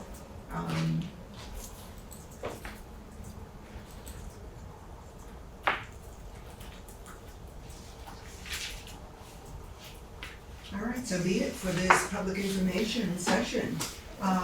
We are prepared for our respective leadership councils meetings coming up, as well as the annual district meeting on March 17 in the gymnasium at 7 p.m. Okay, thank you. All right, we are going to move on in terms of the agenda. And we are moving on to student matters. Riley Bristol from Dummerston. So Willow and I have a brief update on our student engagement plan that we've been working on with sixth graders throughout sending schools in the district, meaning schools that are sending to BAM specifically. So we have visited over the last couple of weeks. We visited Academy, Guilford, and Oak Grove, and talked to the sixth grade classes to get their kind of ideas and thoughts of the move-up process happening to mostly BAMs, but middle school in general. We've gotten a lot of feedback that has been really helpful in kind of gathering that data. We have some questions that we've been asking them to gather more numerical-driven data, so we have that we're going to compile and hopefully arrange into some kind of a presentation to give everyone here. It's been really great to kind of talk to these students and hear their ideas and how they've been prepared for this move-up process, and we've been able to draw a lot of parallels between ourselves going to college next year and the sixth graders going to middle school. So that's pretty much all. We're going to work on meeting with Green Street soon, and we're excited. That's great. Wow, that's an experience that these young people will never forget. That process of looking up to you as upper class people. Yeah, wonderful. Thank you very much. We're looking forward to hearing the full picture. Okay. We are up to public comment on non-agenda items.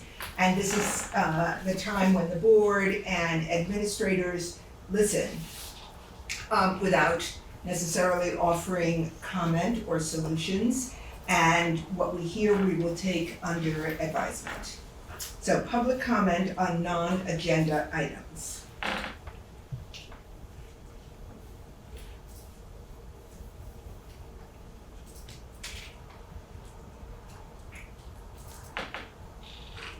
Giving it a pause.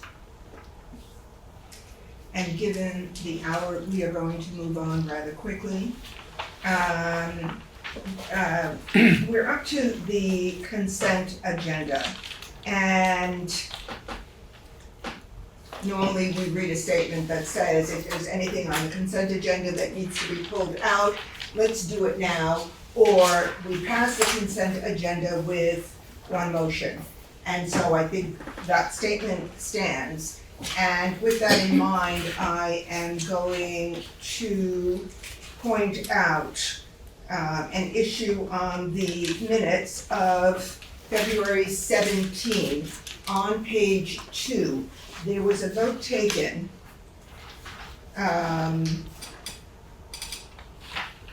having to do with adding an item to the agenda, specifically donation to the Rural School Community Alliance, about adding it to the agenda.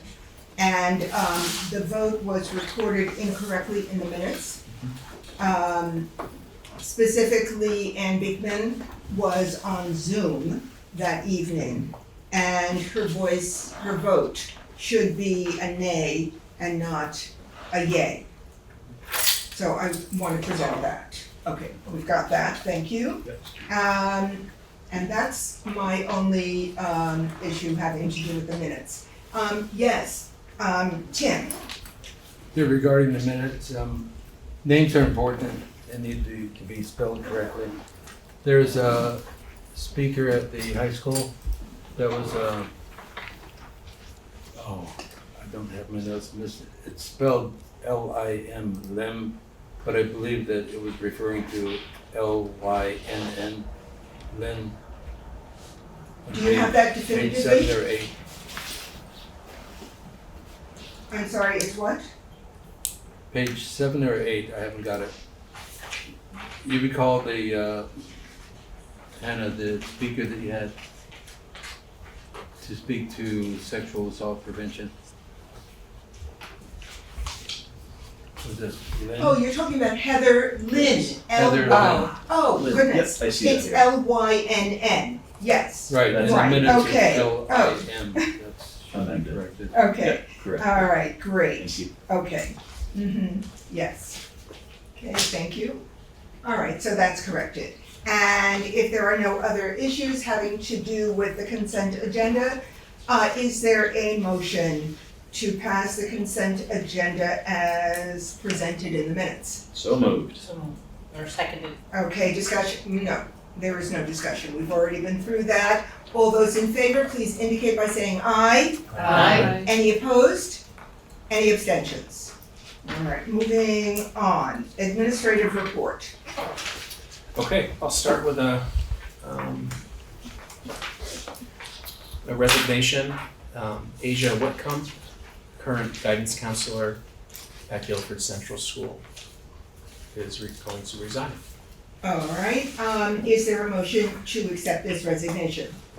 So moved with regret. Seconded. Okay, discussion? All those in favor, please indicate by saying aye. Aye. Any opposed? Any abstentions? Thank you. Okay, I'm sure you've all heard that on voting day, the Marlboro community chose to vote to close the Marlboro school.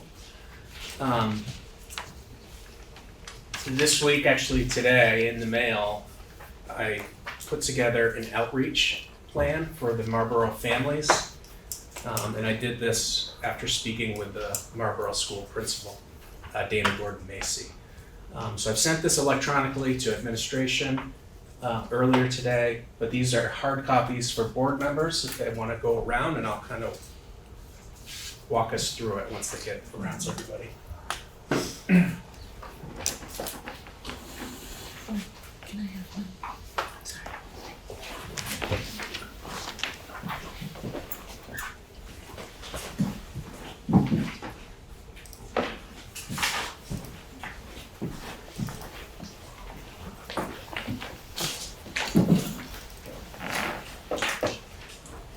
Willow, do you guys need copies?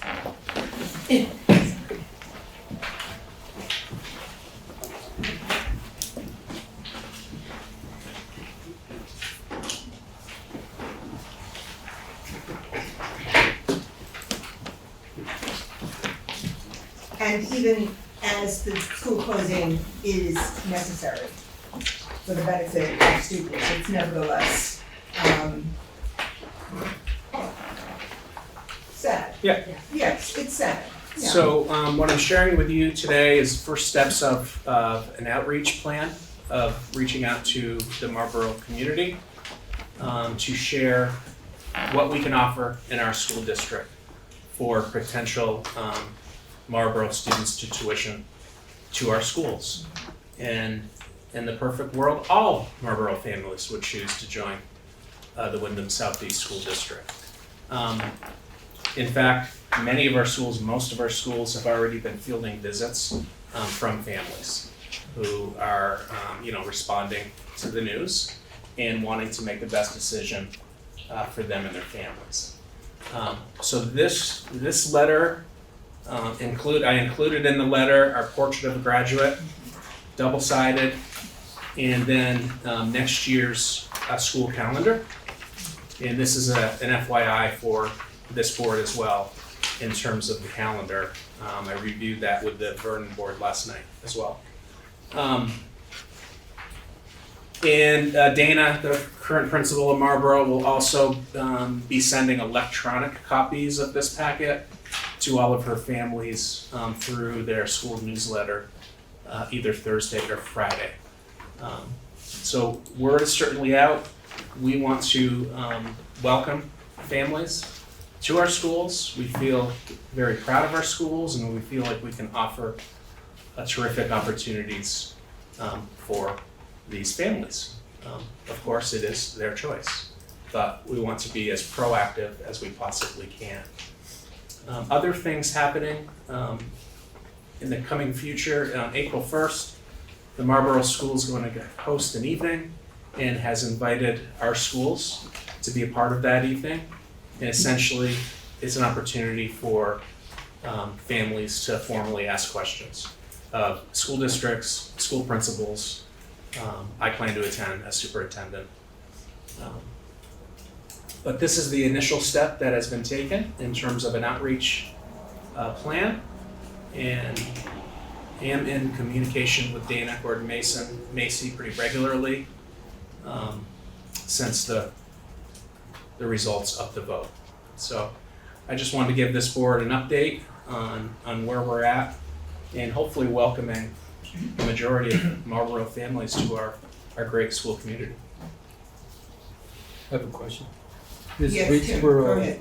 Is Reedsboro too far away? They also close, are closing.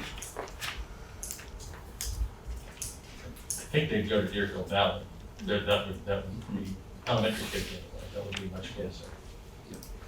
I have no idea how far Reedsboro is from Brattleboro. That far. 45. Southwest of Wilmington, so. Well, okay. I'm gonna 48 do minutes. Yeah. 48 minutes via car. geography. Okay. I hope they have a good experience in Deerfield. And in terms, yes, go ahead. I had a question. Presumably, bus transportation would be working with the company because. The Marlboro School Board has transportation in their budget. Oh, okay. So there's not clarity on what that's gonna look like next Right. year. I think we're waiting for, to see where families are settling. But they are committed to some level of transportation. I don't know that they're committed to every single situation, but probably focused on where the majority of families are choosing to go to. And related to a question that came up earlier, Marlboro students coming to our district would be tuition paid. Yes. Right. For now. Which enhances our budget. Ultimately. Yep. Right. Okay, Ruby.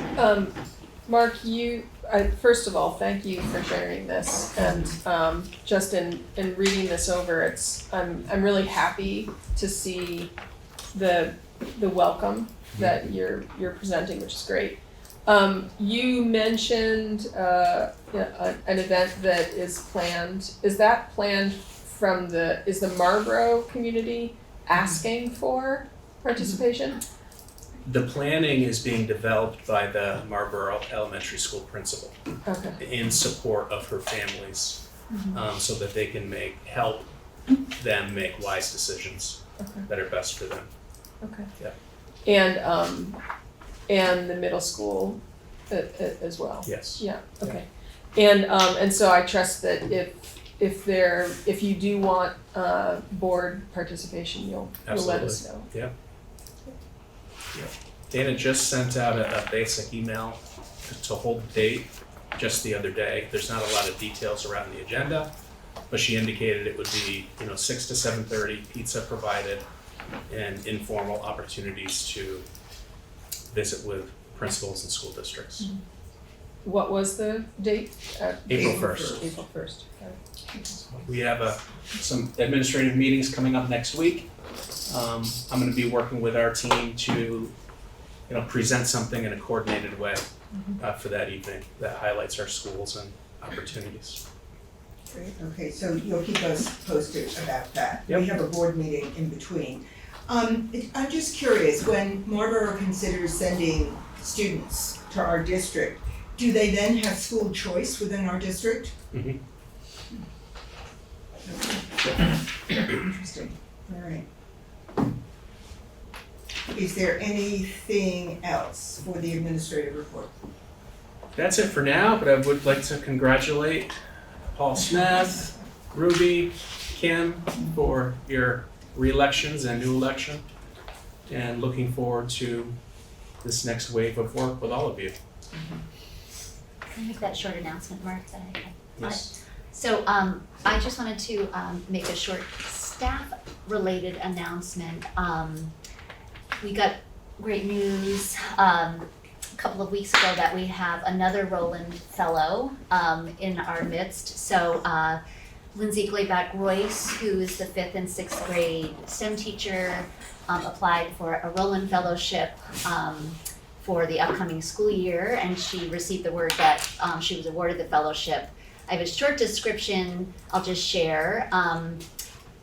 The Roland Fellowship, for people who might not be familiar with the foundation, it's a prestigious statewide program that supports Vermont educators leading innovative school-wide change. Each year, the foundation awards up to 6 fellowships to public school teachers across Vermont.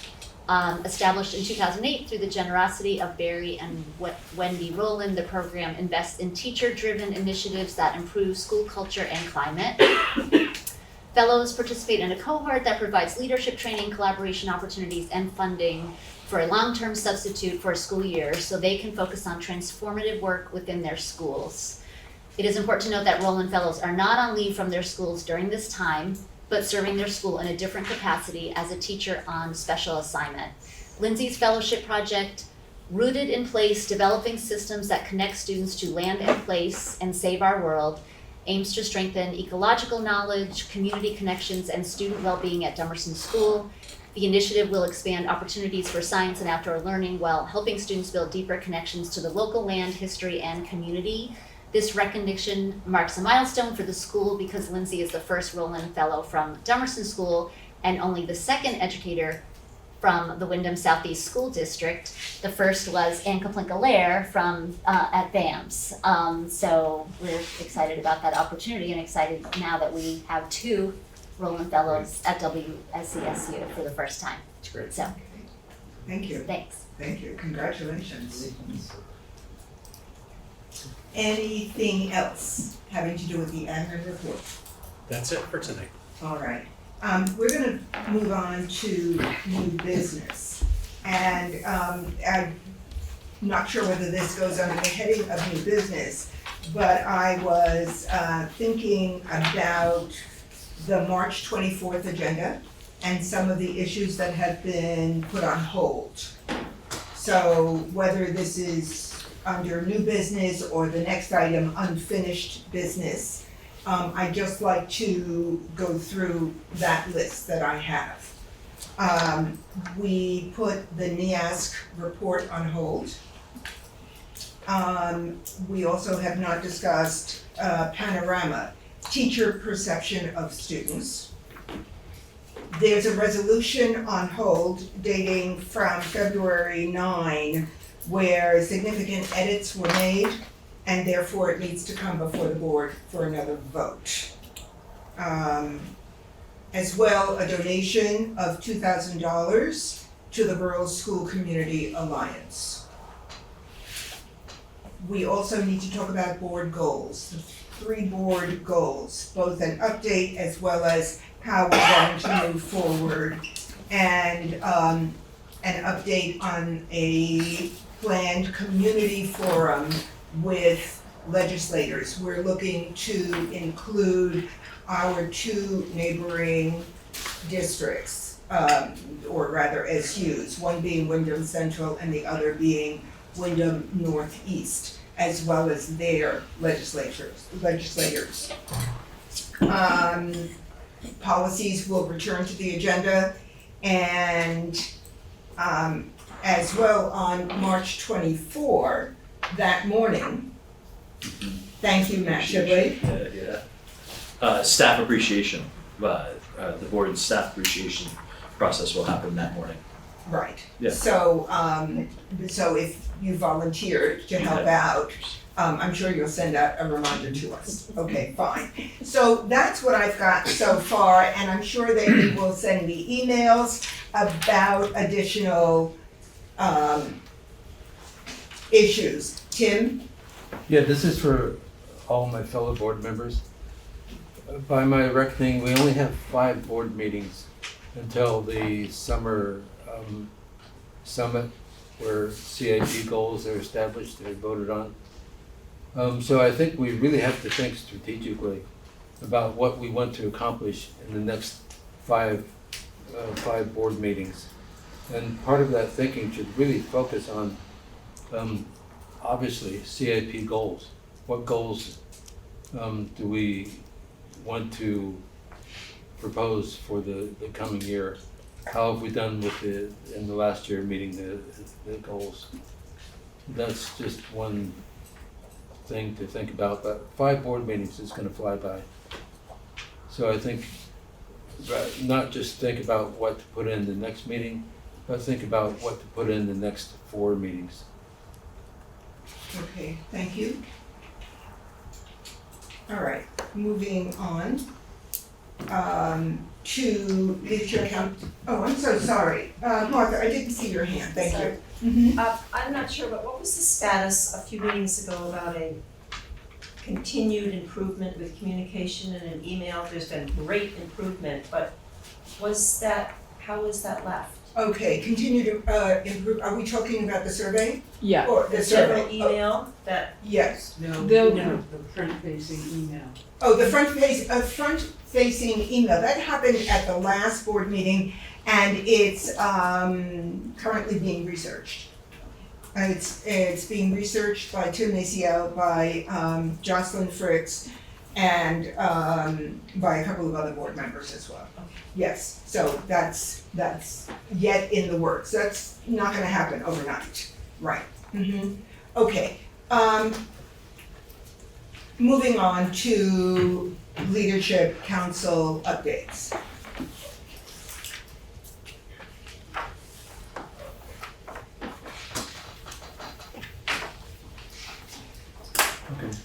Okay, hi Tim. Last Thursday, JAMS had another really terrific leadership council meeting. And I know that leadership council is very interested, very anxious to get that single public-facing board email address. But we also talked about an article that we're going to discuss at our April LC meeting. And that's going to be a discussion of a paper by a writer a lot of you know, Elijah Hawks. So I think this is a little departure in the normal LC meetings to actually discuss a reading. I'm anxious to see how that goes. Great, thank you for sharing. Anyone else? Putney meets this Thursday. We had to move it a couple of times due to weather and other events. But it's a shortened meeting because then there is also another meeting after just to go over the budget and the presentation on that for the people in Putney. Mm-hmm. And of course, we can all see when meetings take place by going to agendas. All right. I am going to move on to board subcommittees. And since we have a couple new members to policy, just a reminder, policy is meeting tomorrow in the conference room in the central office at 2 p.m.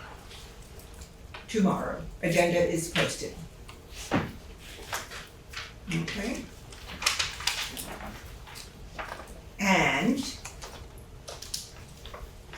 if Verbi, just very briefly, just reminding folks that we're waiting for the annual meeting to kind of move past us, and then the Communications Council will be taking up the survey that was mentioned, that is specifically trying to ask our community, how are we doing with communications? I don't anticipate this board will see that until after we've kind of implemented the plan, and we're updating you on where are we sending it, how are we sending it, and then what these are the results. But it could be a few months from now, but like in terms of the results. But just letting you know, reminding you that we'll be taking that up after the annual meeting. okay, thank you. All right, and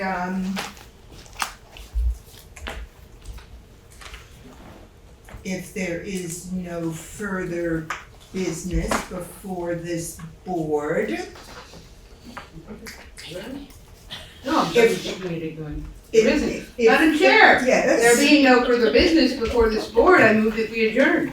Is there any, did I hear a second? Seconded. Okay, is there any discussion? All those in favor, please indicate by saying aye. Aye. Any opposed? Any abstentions? All right, we are adjourned at 7:38 this evening.